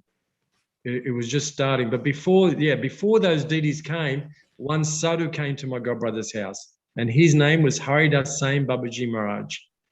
He left this world when he was 96. And the day before he left this world, Haridas Babaji Maharaj, he called the pujari and told, tomorrow I'm going to leave this world. I've been informed by Radha Vinod Bahari. His deities were also self-manifested deities. It's the same sort of story, how Jagannath, Baladev, Subhadra were half carved and then the carver disappeared. His deities were carved in a similar sort of way 300 years ago. So the kind of self-manifested deities from a big stone found in a lake. Anyway, so Radha Vinod Bahari, his worshipful deities, came to him and said, tomorrow early morning you will leave this body, more than likely by an accident. So he called the pujaris and said, I want you to manage like this. I want you to do, I want my samadhi like this, everything he told. And then they thought, oh, if we put him to bed, how is he going to have an accident? So by 1 a.m, they put him, Maharaj, they escorted him, you go to bed, and we're going now. Lie down. He got up at 3:30 in the morning to drink water. He slipped, they hit his head, and he left his body by an accident. And that day was Gaur Punim. That was a Gaur Punim day. So Haridas Babaji Maharaj, to me, he was a walking Vyasadeva. The brahmacharis used to have a joke, and what was that joke? Maharaj ate all the Vedas. They're all inside his stomach. And I had my personal experience. He knew every verse of the Bhagavatam by heart. And he knew every verse of the Chaitanya Charitamrita by heart. He wrote a book on Shalagram Shila worship, 900-page book. And yeah, he was a walking Vyasadeva to me. Yeah, he really was. He was very, very learned. He knew astrology. He knew Ayurvedic medicine. And he was like a lawyer as well. He knew all the law. In fact, when the materialistic people wanted to turn Siddha Bakul into a tourist venture to extract money, then they nearly succeeded, and Haridas Babaji Maharaj single-handedly took them to court and defeated them and made a trust that no one can take over Siddha Bakul. It should be always as an ashram, independent from, you know, outside, you know, people trying to manipulate it for money. So he was expert at all these things. And he came to my godbrother's house and said, I've been ordered to come here on the order of Radhavino Bahari, your Gurudev, Srila Gour Govind Swami, and Srila Prabhupada. They've told me to come here, that you will help to develop this ashram. So then we went there. When we saw this place, it was a really terrible place. It was just a stool field and criminals were there, and it was all barbed wire, and there was all these thorny bushes growing there. And we went there and thought, wow, what is here? It's just like a really bad place. It's a stool field. And he says, you don't do anything. You only become an instrument. Mahaprabhu will do everything else. So within a few years, we purchased the land by the help of Shivaram Swami. And a beautiful ashram came up there. You can go to Dandabanga website, Dandabanga Lila Kunja Ashram, and you'll see it's just become a beautiful place. So I had the good fortune of also spending time with Haridas Sain Babaji Maharaj, and he was like very, very sober. When he wasn't speaking, he was very grave. He was just like very grave. But when you started to speak about Krishna, oh, he just light up like a Christmas tree. He was so happy. Sometimes I'd spend, when he used to come from Puri to Bhuvaneshwara. What is the name of the ashram, Prabhuji? Dandabanga? Dandabanga Lila Kunja Ashram. Lila Kunja, okay. Lila Kunja Ashram. And it's not an ISKCON temple, because ISKCON we were part of ISKCON, but there was some bitchiness, some how can I put it? The ISKCON rule was you cannot worship your guru on the altar. So we had made a big deity of Srila Gour Govind Swami and put him on the altar with Srila Prabhupada.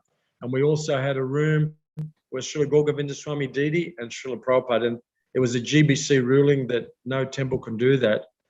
And also, yeah, they made some conspiracy, whatever they do. And we had to remove the ISKCON sign from our temple, which was very sad, very sad. So, and so that happened.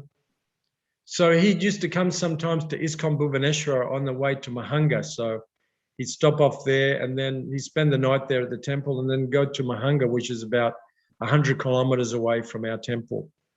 And he'd get a bus there, and I'd take him down and put him on the bus. You know, 90-year-old man, you put him on the bus, you know. And he never wore shoes, never wore a shirt, just wore simple cloth and just a chadar here. Very simple, very simple. So sometimes I'd sleep with him in the guest house. He'd be in one bed, I'd be in the other. And he'd always share prasad with me. He'd always bring prasad from the temple. Very kind-hearted, looked after me like his own son. And at 3:30 in the morning, guess what he used to do? Harinaam? Get out of bed and start singing and dancing at 3:30 in the morning. Wow. Radha Vinod Bihari, Radha Vinod Bihari, Radhe. And just start singing all these bhajans. And he had a beautiful singing voice. Nastika Brahmachari, never lost a drop of semen in his life. He had a very beautiful singing voice when he used to sing. And many villagers will come and hear him sing. When they do the festivals, that hundreds and hundreds of people will come and hear him sing. So also one day we went to his ashram in Mahanga, ancient monastery, you know, and he said in his guru's time that monastery had about 300 devotees living there. But when his guru left, then gradually one by one they also left.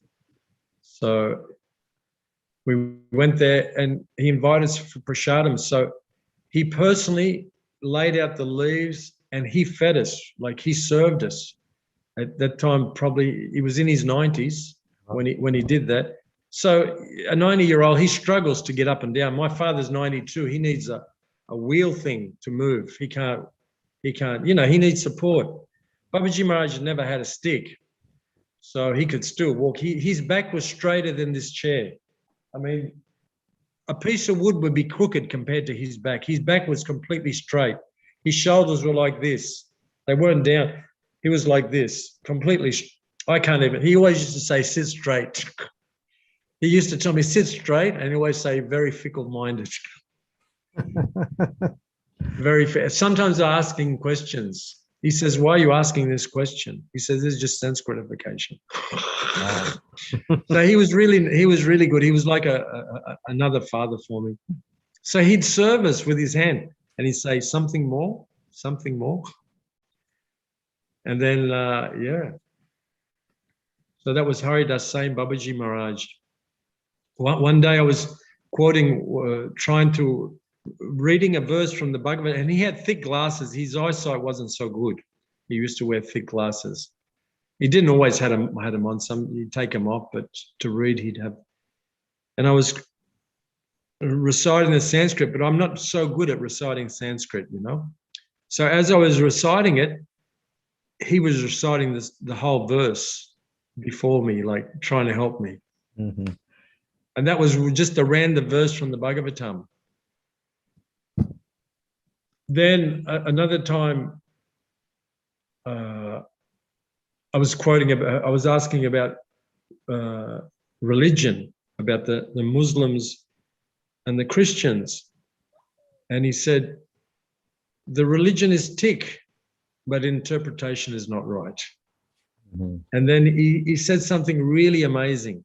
He said, if it's in the Bible, and it's in the Vedas, we accept it. If it's in the Bible and it's not in the Vedas, we don't accept it, but we don't criticize it. And I thought, well, he didn't speak so much, but whatever he spoke was very powerful, very powerful. He told, when you chant of a morning, before you chant, you tell your mind, oh mind, leave me alone. This is my time of chanting, don't disturb me. First, you tell your mind, don't disturb me. And he was saying how before chanting 3 lakhs of harinaam, Haridas Thakur, you know what he used to do? Mm-hmm. You know, Prabhu? No, I don't know. Have you been to Siddha Bakur? Yes, many times. Which deities are there on the altar? I think Nitai God? I'm not sure. Who else? Sorry? Who's on the altar? There's Radha Krishna, Nitai Gaur, I think. The last Nitai. order, Yeah. the first altar is Lord Nrsingadev. Oh, okay. There's an Nrsingadev in the front, and there's an Nrsingadev behind the temple as well. Okay. So before chanting the 3 lakhs, Haridas Thakur would pray to Lord Nrsingadev to protect his bhajan. Oh. So he said, before chanting, you should always pray to Lord Nrsingadev to protect your bhajan. And what's that prayer? Oh, may I get love for Radha and Krishna. That's what he used to, that's what Haridas Thakur used to pray for. And Haridas saying, Babaji Maharaj, he told us that this was an activity, this was the sadhana that Haridas Thakur used to do. And this Haridas saying, Babaji Maharaj, we went to his ashram, and I think he showed us the original handwritten Chaitanya Charitamrita written by his great-great-grandfather, Shivananda Sain. Oh. And he said, there's 2 ways that they've changed the Chaitanya Charitamrita from the original. And he said, I can show you where they've changed. He said, one is to enhance the meaning. He said that's acceptable if they're adding to the beauty of the Leela of Mahaprabhu. But the other is to take away from the meaning. He said this is very wrong. And he said, I'm scared one day they would change the Chaitanya Charitamrita. He said, this is my big fear in life. He was a real Chaitanya man. And he knew every verse of the Hari Bhakti Vilas by heart. He was like a genius, a real genius. And he was telling us one day, the incense you're offering, where is it in Sastra? Where is it in Sastra? Show me. He said, this is not Sastra. The incense sticks. He said, this is not Sastra. He said, that's not how you do it. He says, according to Hari Bhakti Vilas, you have to do it out of cotton. You know cotton? Yeah. You know how you do the ghee lamps? He says, you get the cotton and you roll it in Google. You know Google? You make a dhoop out of it without the stick. There is no stick inside, only the thing which burns, right? Only that, and you roll it in Google. Okay. And then he said, take a pencil and paper and write this down. And he gave us the name of 19 ingredients or 18 ingredients. He says, you buy them all and I'll show you how to make the incense. So we bought all them and he says, you crush them like that. And he didn't like look at the book and say, yeah, it's this one. He just told us. He just knew. Like I said, the Brahmachari said he ate all the Vedas. So we made that incense out of rolling it, you know. And I don't know if you've ever smelled Google. It's like frankincense. It's a resin of a tree. Oh. Very beautiful smell. So that was Haridas Sain Babaji Maharaj. He was just like so wonderful to be with. He was like, not disturbed by anything in life. He was very sober, a real sadhu, very fortunate to have got his association. And I don't know how much longer I should speak. I think I've been speaking for about an hour now. Yeah, I think it's going to be 8 o'clock here in India. So it's going to be 2 hours very soon, in 10 minutes. Oh, I've spoken for 2 hours. No, hour and 45 minutes now, I think, total. Oh, yeah. There's so much to glorify the sadhus. They're just like the thing that I got the most from all the sadhus I met. You know what it is, Prabhu? Sorry, Prabhu? The main thing that I got from all these great sadhus, our Guru Varga that I met, these sadhus, you know, the main thing that I got from them. What was the main thing you got from Gurudev? I got so many things. I got my life. I got my harinaam. I got love. I got sadhu sangha. I got excitement. I got everything. I got my life actually. So that's the thing. That's what I got, the love and affection. Yeah, it's beautiful. You know, when I first joined the temple in North Sydney, Australia, I walked into the temple. They didn't know who I was. They didn't know that I'd already met the devotees and decided to come and live in the temple. That's why I'd come there. And I came there, and there was one devotee there from New Zealand, not from New Zealand, from Fiji. He was half Fijian and half European. And they were all devotees sitting on the ground taking prasadam. And I walked in, and I felt a little bit shy. You know, they're all taking, I don't know them. And he immediately got up and embraced me, gave me a big hug, and then got me, sat me down, went and washed his hands, came back, bought me a plate and served me. And I thought, that's it. That's where I want to live my life. I thought to myself, my brother, I slept in the same bed as my brother for 10 years. My brother never embraced me. I don't think my brother has ever embraced me. Now, sometimes I meet him, he embraces me. But to be embraced by devotee and that love and affection, we don't know what is love and affection in the material world. So we've learned that from the sadhus, you know, they're only giving. In the material world, everyone is only taking. Taking, absolutely. And everyone only wants to talk about themselves, you know. They don't want to glorify how wonderful the sadhus are, what contribution. My Guru Maharaj used to say, had there not have been sun and moon, this world would have met with an untimely death. In the same way, without the sadhu, this Krishna samsara would also meet with an untimely death. So he said the sadhus are always here. And he said, an owl-like person who's in the hollow of a tree, he'll say, where is sadhu, where is sadhu? Because he's an owl, he's not coming out to the sunlight. So we're like owl-like people. If we say there is no sadhu, he said, sadhu is always there. But do you have the eyes to see a sadhu? And he said, if you're really crying in the heart, Krishna will organize to meet a sadhu. And he said, Krishna will either send one of two sadhus, Maya sadhu or Krishna sadhu. The guru sent by Krishna or the guru sent by Maya. So should I end there, Prabhu? Okay, Prabhuji, thank you so much. It was really wonderful and so nice to know that you have met so many sadhus living in a far land like Australia, but so lucky to have met such elevated souls, which is not very easy for anyone to do this. It's very difficult to get human birth, but more difficult is to meet a sadhu. Very true. Said in Shastras, but you are so fortunate, I would say, to have met so many of them, and not only met, and you have also taken shelter of them, learned from them, made your life so beautiful, and you spoke really nice. You started with Krishna Naam Dhan, which is a real dhan actually. Like Meera said, Payoji, Maine Ram Ratan Dhan Payo. She was a queen, but she said that is not my real wealth. My wealth is the name which I got from my guru. So yeah, and you are from a family of pious religious Christians. You started like this, which shows in your talk and the way you spoke, and which also shows the way your life moved, because you have a very nice sanskar from previous births.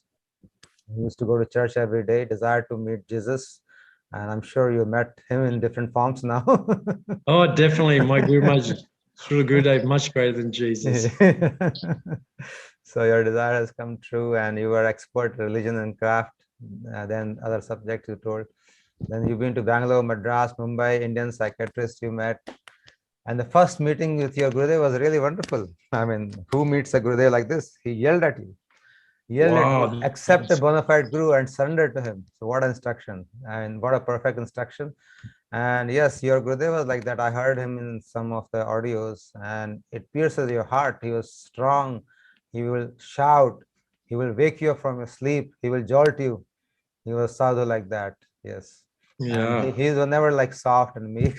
Like our Gurudev was a little different. He was very sweet, sometimes joking, sometimes very close. But Gaur Govind Maharaj was like hard. He would strike on the head really hard. Oh, he hit me so many times on my head. Oh, really? In one class, Prabhu, in one class, he hit me. One devotee counted 22 or 23 times. He hit me on my head and gave me a lump. I think you got real mercy from him.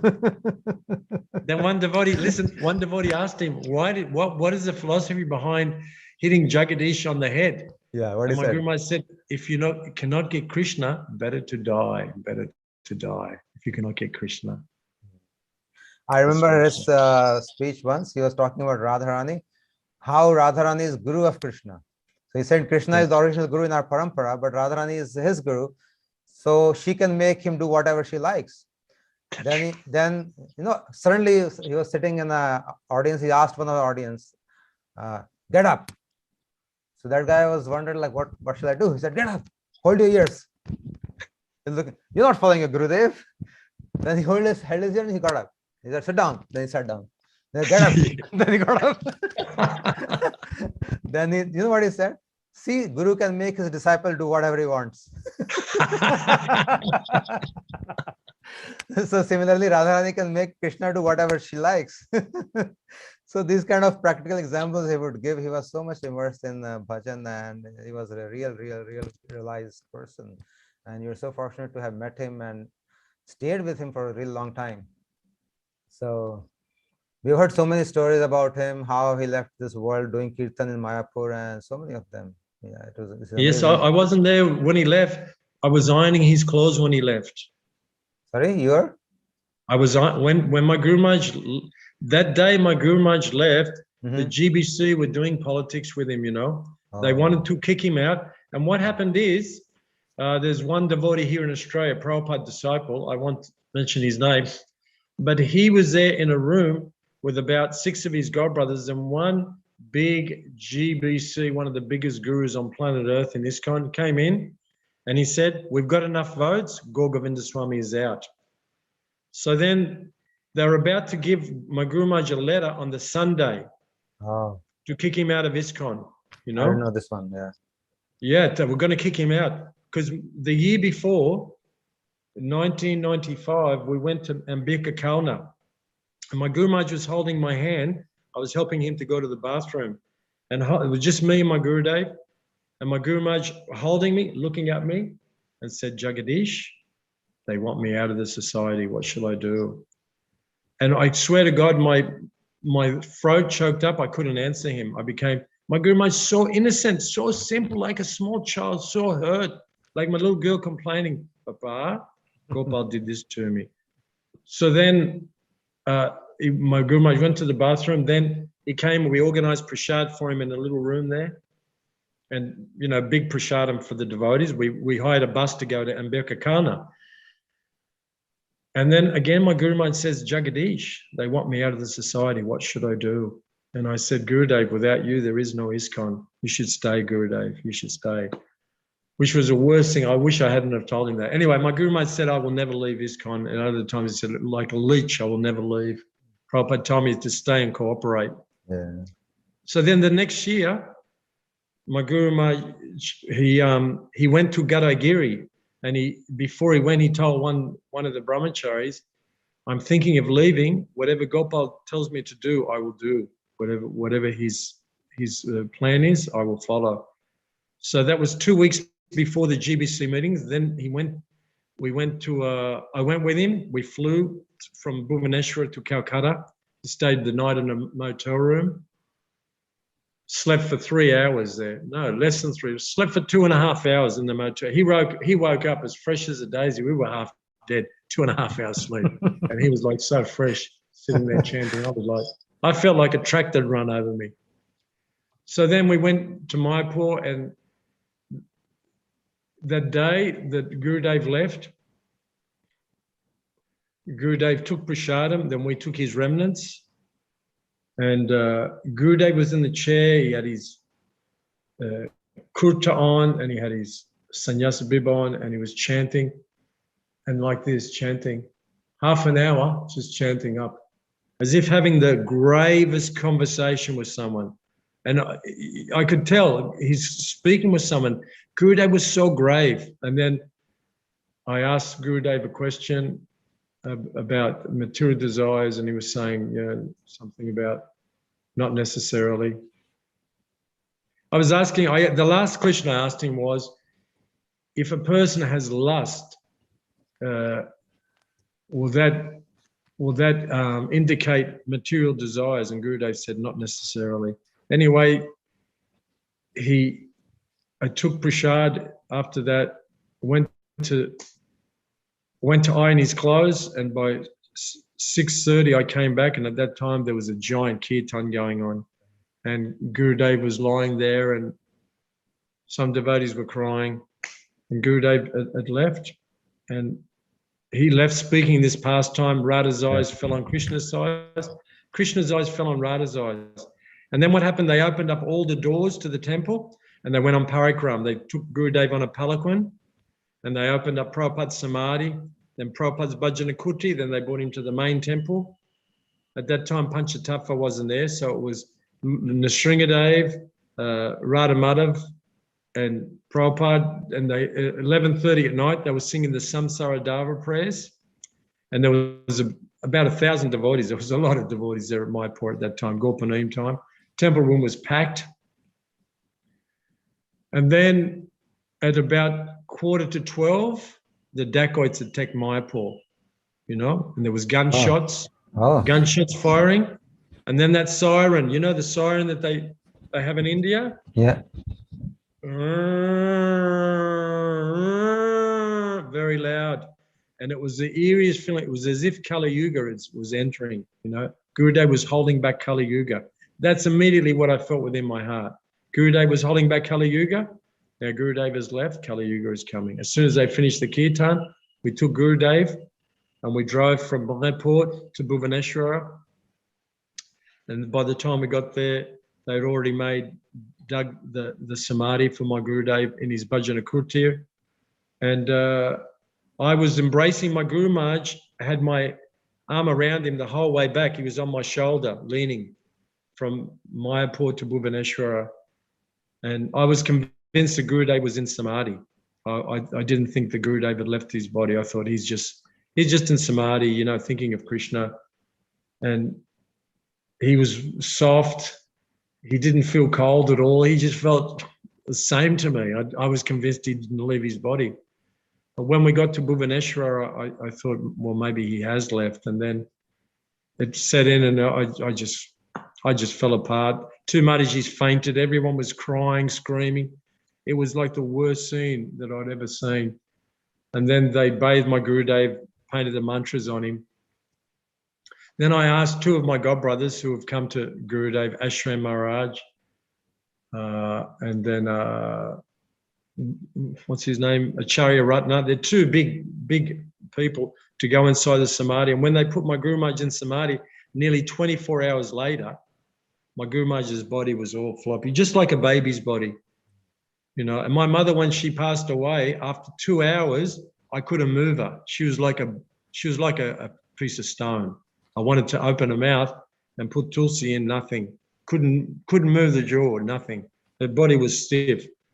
So one of the symptoms of Mahabhagavat, their body is very I think same was the case with our Gurudev when we brought them from Puri to Navadip Dham. After more than 24 hours or maybe 48 hours, he was very soft still and very like warm, and you could put him in Samadhi very easily. Yeah, my Guru Maharaj's body was, and also this Bhakti Balabhatirtha Maharaj is the same. His body also very. So these are the symptoms you said of Mahabhagavats. They are not ordinary. Even their physical bodies, they look physical, but they are transcendental, fully transcendental. This is a proof what Prabhuji is saying and what we have heard from many other people about our Gurudev, about Gaur Govind Swami, and even Bhakti Vallabh Maharaj.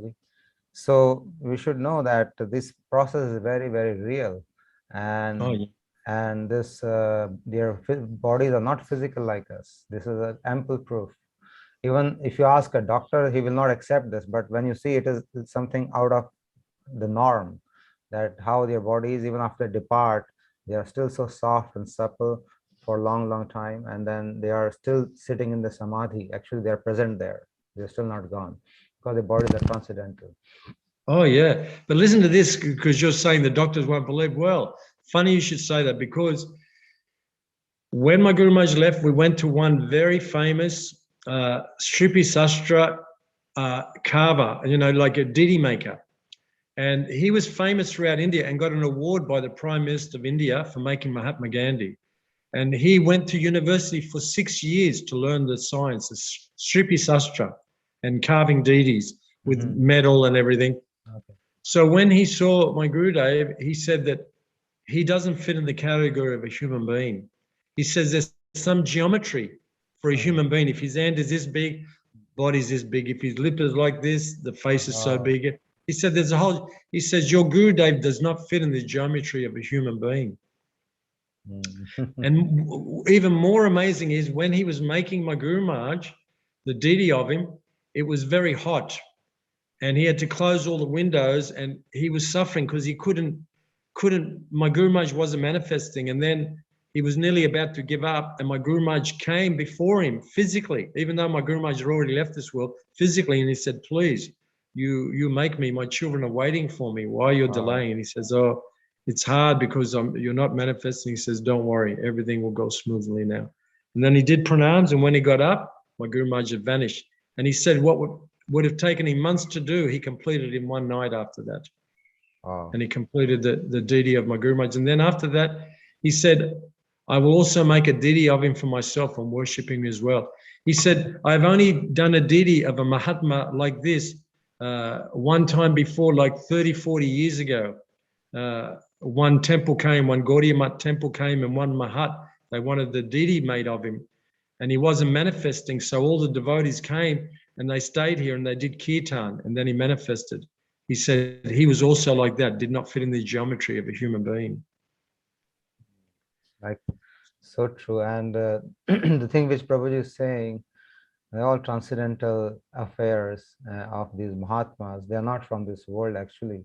They look like us, but they come from a different world for a special purpose, and they fulfill their purpose. They move souls like us, like Prabhuji, who are crying in this world. We are hankering for to get something. People who are ready. Only those who are pulled by these special souls. Whole world is they are busy with this world, but some of these people in the world they have come at a stage after a long journey that they are crying so much, and then these big Mahatmas, they come and pull them out and help them, and then they do their task and go back to the Lord. So we should always never have Manushya Buddhi with them, that they are like us. Our Gurudev used to say, you must be thinking that he is my Gurudev, he knows a little bit more than me, he's had a good behavior, so he's my Guru. That is not a fact. He used to himself say this. He said, you will not understand what Guru is now, or however hard I try to explain you. Only when I will go, then little bit you might start understanding small. And I can see that that was a real fact. We did not understand anything of our Gurudev at that time. And we used to think exactly like what he used to say, that, yeah, he is little learned and he knows a little bit more stuff. He knows Shastras, he's a little bit more experienced. But the Guru is much more than what we think. He's Radharani's own Sevak, or Sevika rather. So I hope we can get his darshan someday. Even now we are struggling to see who our Guru was, and so that's the reason we are doing this program for so many days, almost a year, to know who he is. We want to listen from various devotees about their realizations about what he did. And it's amazing, so many people from different parts of the world have interacted in so many sweet ways. Yesterday Prabhuji came, he made Gurudev sat on a bull and a cart, and he sat there so happily. And he Yes. I mean, what not he has done for everybody out of love. So it is amazing. I mean, I could have never imagined Gurudev doing that, but he did that in Australia. You can watch that video and you'll see me with black beard, black hair. All right. I'm walking alongside him. I'm so happy. Yeah, you can look at that video. Very nice. Okay. If you have it, you can send it to me. It'll be good. If you can send a link, I'll have to find it. Okay. Okay, I'll try and find that link. Yeah. So you said heart of a Vaishnava is very encouraging, giving so much respect, make you feel special and important. Yes. They will, even if you have 1% goodness in you, they will just see that and they will increase it to 90%, 100%. They will push it. And they'll forget about rest of the 99%. They will see, oh, this is okay. He's got at least 1%. And everybody has at least 1% good in them, at least. So everybody is good to surrender to a Guru. Everybody is qualified to surrender. So yes, these Vaishnavas are like that. And ours is totally opposite. Even if we see one black spot, we will be concentrating only on that. We'll forget everything else.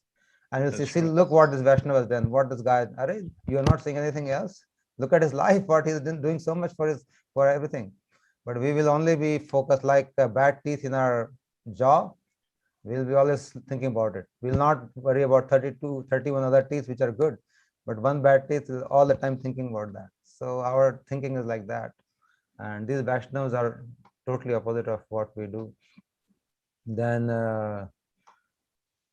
you talked about Chandan Yatra, Geet Govind, and then Maharaj said Subhadra launched a complaint against me. Look at their against one devotee. Against one devotee, Pujari. So look at the connection with how they speak to these deities. I mean, that there, and he had no doubt. He was shouting, yelling at the Pujari, like he did not even have an iota of doubt that maybe it is right or wrong. Maybe like Prabhuji said, he was such a nice man outwardly and he was doing everything perfect. But Maharaj came and started yelling at him. And we can never do that unless we are sure what we are doing. So he had actually talked with Subhadra and she told Pujari, then one more Pujari wasn't changing the water of Prabhupada. And then he wasn't changing the cup. Yeah, and then he got caught. So you cannot fool these Mahabhagavas. They know everything what is happening. Like Prabhuji said about our Gurudev, his eyes will pierce you and you will immediately feel uncomfortable because you'll know he knows your all anarthas. Immediately it is in front of him, what you've been doing, what you're doing, what you're going to do in future. Everything he sees. So our hair is on fire. We run for water. Water is prem jal from Gurudev. Even Krishna will not give this. Very, very true. Krishna will not give this prem jal. Only Guru will give, so that we can remove our fires. So we should first surrender to our Gurudev. Dissipate the darkness. Sun is needed. So we need to hear from the sadhu like this. So first you hear the kirtan, then you first you hear, then you do kirtan. This is the process. Right. Our Gurudev used to say the same thing. But our problem is we always want to do kirtan. We never want to hear anything. Out of our ahankar, false ego, we just want to tell everybody. We want to teach everyone, not want to learn anything. So what are you going to teach if you're not going to learn? You're only going to teach Maya. You're only going to do Maya kirtan, like Gurudev used to say Maya kirtan. Then you told the Gokarn Katha very nicely. Nam aparad, inattentive chanting you talked. So when you ask what is my problem, what aparad, you done some Vaishnava, I said no, Nam aparad, you're doing inattentive chanting. So Guru is Vaidya, he's a doctor, he knows what your problem is and what your treatment is also. Then quoting from the newspaper, yes, these Guru Mahatmas, they don't read newspaper like we do. They read newspaper and they are, even by reading, they are remembering of the different world. So many incidents I have about other acharyas also. My time is less, so I will not tell them. But then their reading of newspapers is very different from what we read. Our Gurudev always used to read newspaper in the morning. I remember when he came to our house here, he asked for a Hindi newspaper. We said we have English. Then I went to my neighbor. They used to get Hindi, so he would read a Hindi newspaper every day. He would know what is happening in the world. But their reading is totally different from what ours is. Better to remain in animal yoni than to have duplicity. Better to become insect. And I think everybody, all of us have duplicity in different amounts. Childlike simplicity is needed for bhajan. Sort of nice tattva you told today, Prabhuji. Suspicion leads to suspension. Sanshaya Atma Vinashyati. In Sanskrit, in Gita, it says, yes. Sanshaya Atma The day of soul, he falls down. Yes. Never happy. Four visions: see good in others, bad in others, good and bad together, and good in others, even very small. Heart of Vaishnava is always encouraging. And then the thought that yes, I deserve this. Whatever situation we are in, it is our work only, not somebody else's work. We've worked for it. We have asked for it. We are getting it now. So don't cry and don't blame anybody. I deserve it. So Gurudev gave example by me hitting myself. He should. Then he said he can see everything. Don't take off those clothes. He gave you order. Then you are heavy with your wife. What do you want? Why have you come? He pinned you against the wall. This is so funny. When you went to the door, he opened the door and then he pushed you to the wall. And said, I was a policeman. I mean, which guru will do like this? So intimate pastimes. Which one? No, I think because they normally, I've heard in ISKCON, the gurus, they're very, very high and people cannot even approach them. But here is a guru who opens door for you and who's holding you to the wall and talking to you like this, like a very close friend. I was a policeman. So how much love Gurudev used to give to everybody. And you told, and we were with Gurudev, we never thought that we are going to die or we are going to get sick. Yes, with being with Gurudev, we have a feeling like you are so elevated, so full of energy. You forget everything, what is happening around you. You forget the whole world and you are in a different realm altogether. I remember doing parikrama with Gurudev and it used to be like we're on a different planet altogether. Different feeling every time. Every time Krishna, Kirtan, Hari Katha, Prasad, always something like this. So you thought you entered another planet. Then you talked about the festival at Braj Vallabh, Prabhu's property. Maya could not touch anyone. You felt so safe. That is why this feeling will come with a real true Vaishnava. It is like sitting in the lap of your mother without any fear. No, you will have no worries. And if you go to a Vaishnava and you are worried, oh, what this guy is going to say, what he's going to think, so that means he's not a real Vaishnava. That means your heart is not stressless. But you go to a real Vaishnava, you'll feel very relaxed, and then you'll feel that, oh, now I'm in this lap, he can look after me very nicely. So which feeling you described here. And you're good. Maharaj said, one day you will see Krishna and Balram sitting in your lap. Yes. And then you talked about Gurudev's Leela with a lady who came and asked her, I always have fear of death. And Gurudev told some words and tears came rolling down, even from a person who looks like a non-devotee. Few words melted her heart. All were crying, not only she. Look That's at the right. power of her words, power of his words. Yeah. Yeah. How much power words of a pure Vaishnava has. I mean, not only she was crying, but the people around Gurudev were also Prabhu, I crying. was also crying. So, because they are potent words, they are not words of this world. They are filled with love and affection. I have captured your heart and kept it in my pocket. He used to tell. So many times he has told this, and he actually has done that. Singapore, he told you not to joke and not to. One day, I remember Gurudev. Somebody asked, Gurudev, can we joke amongst devotees? So I remember that he said, yes, you can joke, but amongst equals, but not so much, little bit. He's saying in limit. You should not go out of the limit, but amongst equals. You should not joke with your seniors and you should not joke with your juniors, because they can make out different meaning out of it, and you should not joke too much. Little bit you can joke. He said like that. So he was very strict against, very strict and everything. And you told about this very beautiful original instrument is the ankle belt of gopis. Instrument should never be louder than the kirtan. Yes, but people don't understand. They are just banging and banging and banging. Where's the sweetness? These are Gurudev's words, they're not my words. No, you're very right. Absolutely right. I totally agree with it. So kirtan should be from the heart. I wanted to share a Gurudev's clip about what kirtan should be. I shared on my YouTube channel, Fond Memories of Srila Gurudev. Those of you who are not on this, you should subscribe. So listen to what Gurudev is saying, what kirtan should be. Where is it? How to do kirtan. I hope I'm just going to play it for you. It is a 1 or 2 minute clip.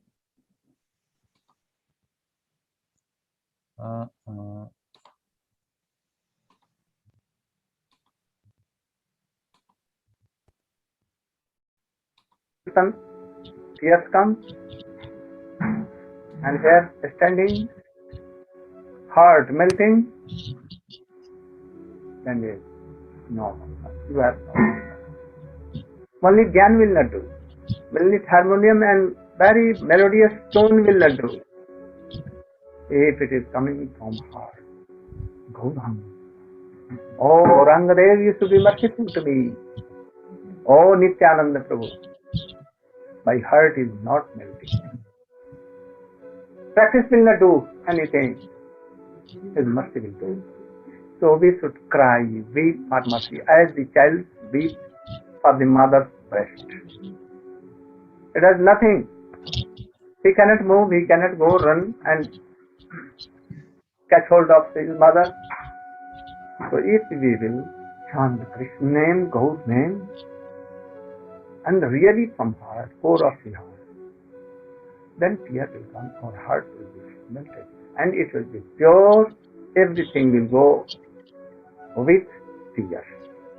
Everything. So you heard that how to do kirtan, but tears are not coming, hair is not standing, heart is not melting. Why? Because you're not doing from heart. He said you have to cry like a baby.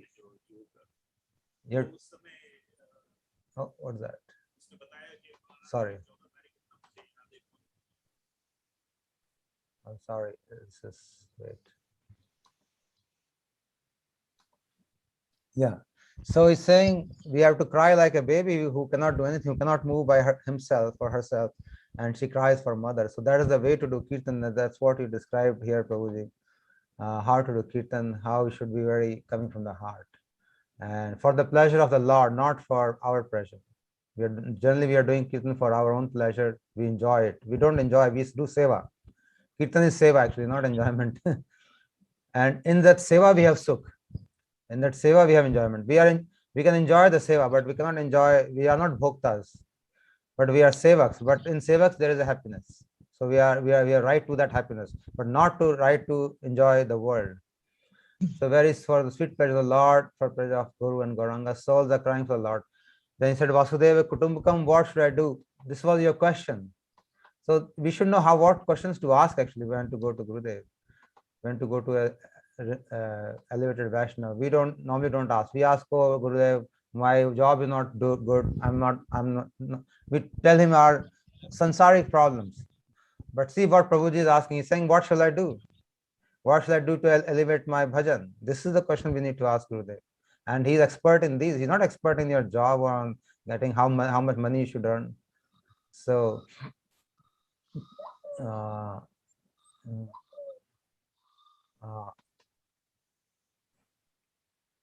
then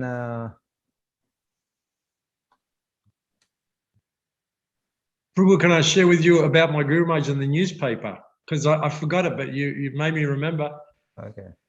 One day I went very quickly, Prabhuji. We have very less time. I think it's very, very quick. I went into my Guru Maharaj's room and he's reading the newspaper. And I said to my Guru Maharaj, imagine me, Gurudev, why are you reading your newspaper? Okay.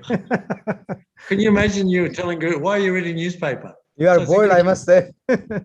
Huh? You are very bold, or you're very close to your Gurudev. Only a person who's very intimate with Gurudev can say like this. Gurudev, exactly. Gurudev, why are you reading newspaper? So what he said? He says, you see, Prabhupada ordered me to do Oriya Bhakti Godhead. So he said, to do this back to Godhead in Oriya, you should know what is worldly news and inculcate that with the world news into the preaching. So, because Prabhupada told me to do, I'm doing, following his order. Yeah. So they don't read newspaper like we do. We are interested in oh my God, affairs.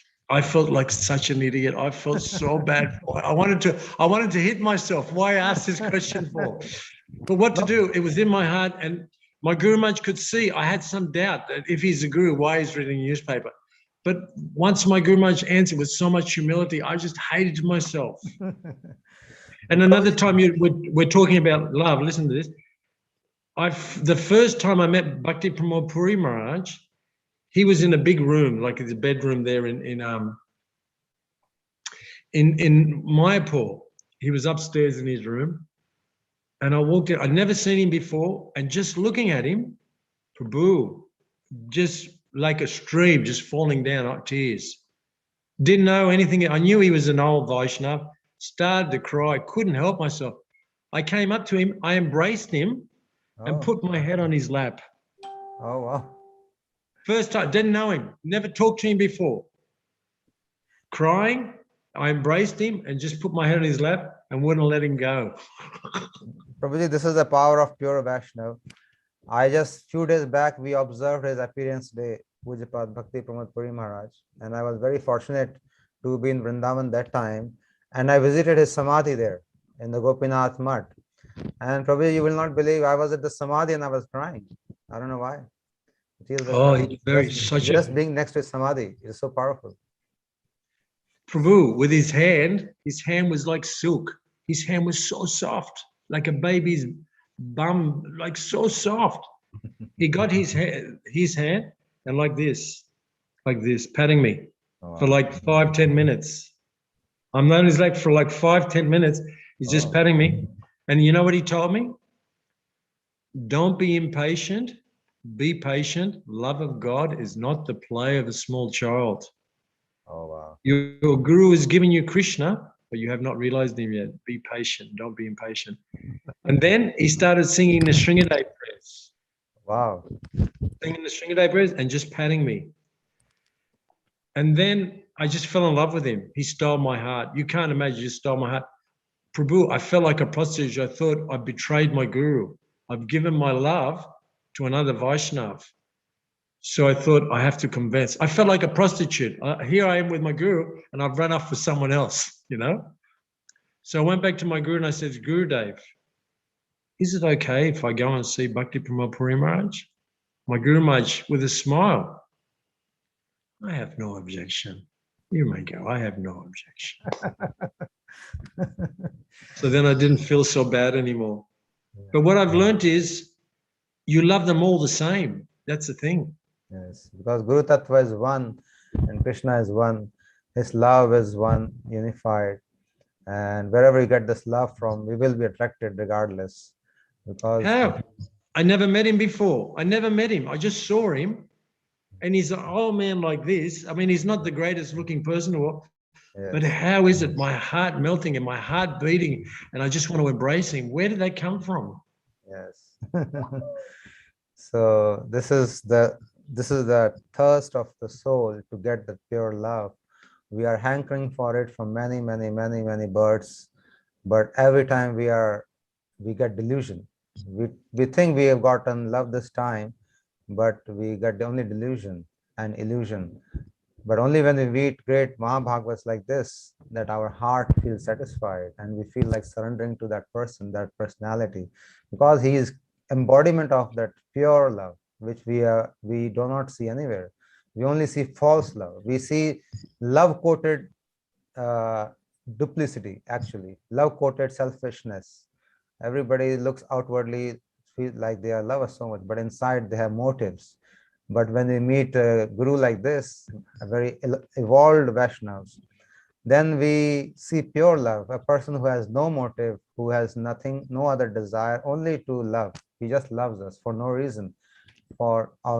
He just wants to think good of us for no reason. They want to give everything to us. Our Gurudev used to say, make your life like a sandalwood and keep rubbing it unless it vanishes for the sake of Vaishnavas. Give everything for Vaishnavas. And he gave his own life, everything for Vaishnavas. Didn't ask anything for return. In fact, people criticize him in return, actually. Those people who used to criticize him, he used to give blessings to them and tell us not to criticize, not to think bad of anybody. The people who are asking him to not come to their temple, he will think good for them. And he will tell us not to think bad for anybody.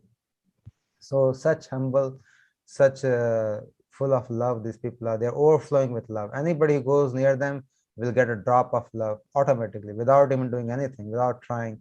Just by being in mere presence of such high Mahabhagavat devotees, you will be also elevated. So our only kartabya, our only duty is to be somehow be near to such people, be near to them, be around them, do something for them, give our life for them if we can, if we are capable. But if you cannot give our life, at least be near them, be close to them, you will be benefited without even asking anything. So it was really nice, Prabhuji, and you talked so nice things about Pujyapad Haridas Sen Babaji Maharaj, which was also, I can't say how much lucky you are, fortunate you are to have met so many people. Even if you have one person, pure devotee in your life is made. But here we have a personality, Jagdish Pandit Prabhu, who has met 3-4 of them, pure Vaishnavas. Not only met, but he's got pat for like minutes from Bhakti Pramod Puri Maharaj and nursing their prayers. So how much mercy you can get? So you can imagine such high Vaishnav patting you like this, and his merciful glance is good enough for everything.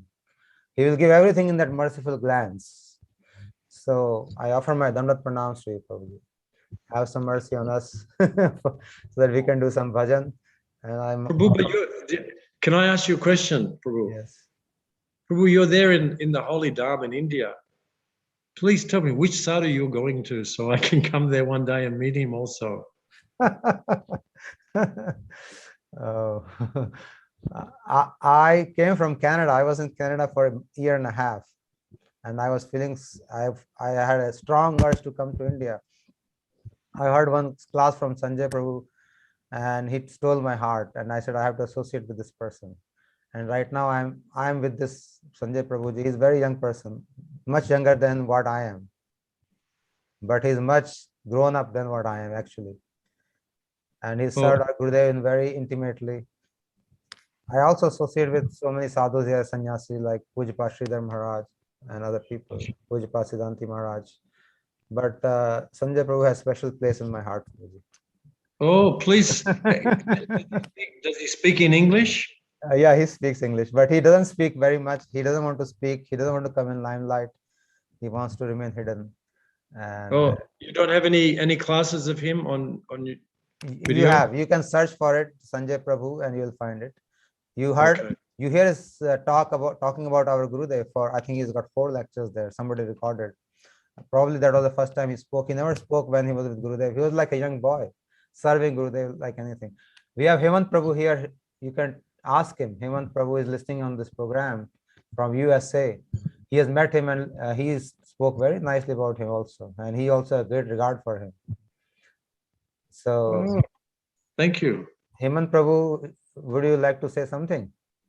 If you are here, you can unmute yourself if you want. Anyway, I don't. Yeah, he's Hare there. Krishna, Prabhuji. Yeah. Prabhu ji video भी on कर लो, प्रभु जी को बता दो थोड़ा. एक second, हम एक लोग तो सेकंड. घायल है.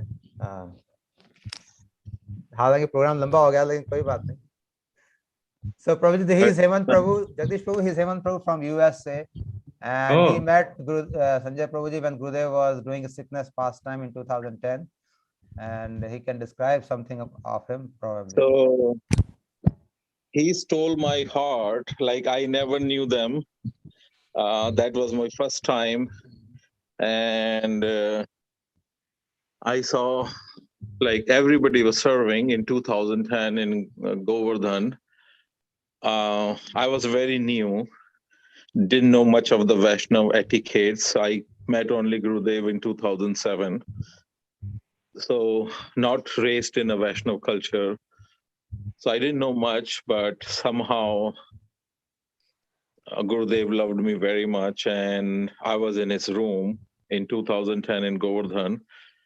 And I saw like there is a thing which is stayed imprinted in my heart and my mind and my soul, and that was the service done by Pujyapad Prabhu and Pujyapad Sanjay Prabhu. There was others also, Dvija Prabhu and Siddhanti Maharaj and all that.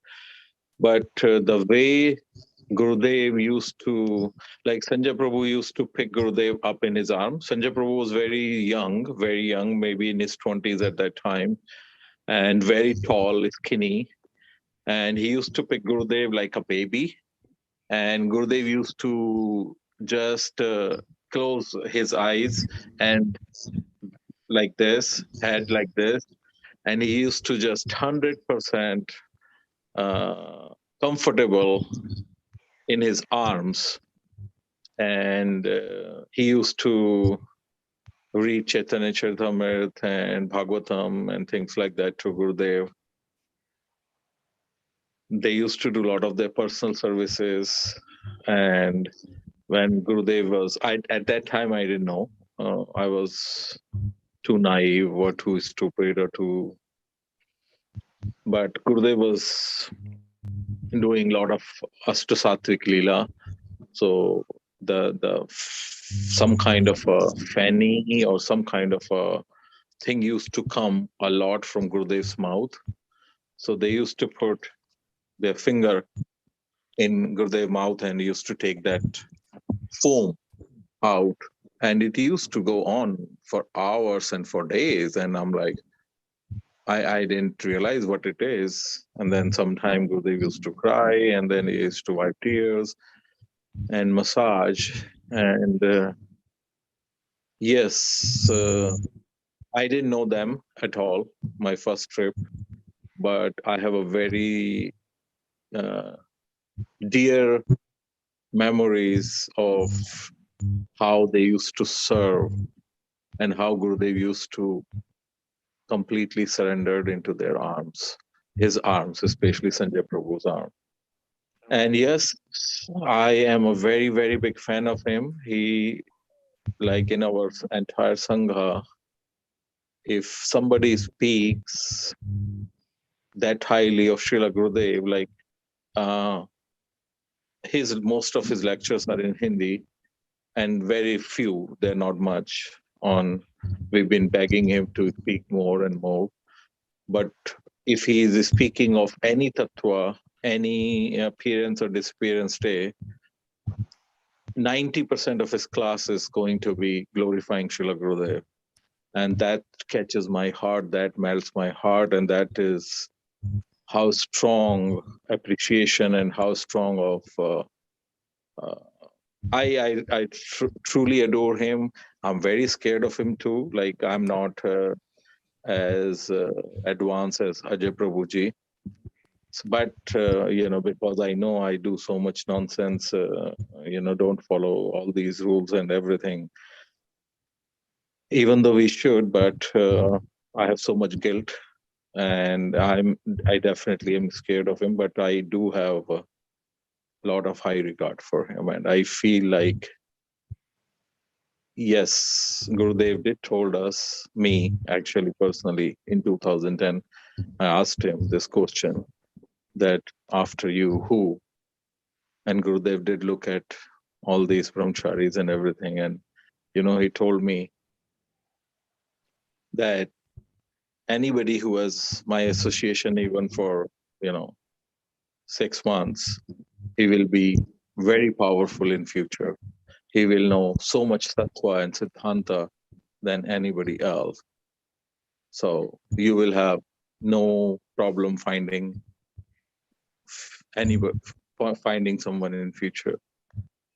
But I'm pretty sure he was mentioning about, all these brahmacharis who was in the room and serving and reading and flawless seva. It's unbelievable how Sukritis and I don't know. I'm not qualified. I still live in this Maya world and very fallen, but yes, I do have a huge regard So for Prabhuji, thank you, Prabhuji, Hemant Prabhu, thank you so much. Thank you. And Jagdish Pandit Prabhu, thank you so much. You heard, these are our personal feelings. It has nothing to do with anything. This is how I feel. Since because you asked what are you doing? So you asked me a personal question, and this is my personal answer. I don't say for anybody else, but this is how I feel. This is how Hemant Prabhu feels for himself. We are not realized. We are fallen souls. We may be wrong also, but this is how we feel like this. Because you asked me a personal question, I gave you a personal answer. It is everybody has their own personal likings and dislikings, and everybody is free to choose what they like. I'm not saying there are many more sadhus. Like Gurudev said, anybody who associates with me for 6 months will be great sadhu, and we have so many of them here. But sometimes you click with somebody so well. So yes, it is my personal. It's not that I'm saying that he's the only person. There are so many more. But who you click with, who you talk to, who you go around with, and who steals your heart, it is up to you. So I am no position to advise anybody or give my opinion. Ask me a personal question, so I said that. I want to clarify. It is not a general thing for anybody. It's just for myself. Okay. Thank you so much. Thank you, Prabhuji. I offer my pranams to you and also to your friend. This is the best way to live our life, to glorify the sadhus. Very nice. Thank you so much. Thank you, Prabhuji. Dandavat pranams to your family and to yourself. Dandavat pranams to all the listeners who've been listening so patiently for so long. And tomorrow's program I will announce later. If morning 6 o'clock, we'll meet again. Thank you so much. Dandavat pranams. Sri Guru Maharaj ki jai, Anant Koti Vaishnav Vrand ki jai, Gaur Bhakt Vrand ki jai, Shri Harinam Sankirtan ki jai, Shri Gurudev ki Madhur Smritiyon ki jai, Gaur Premanande Hari.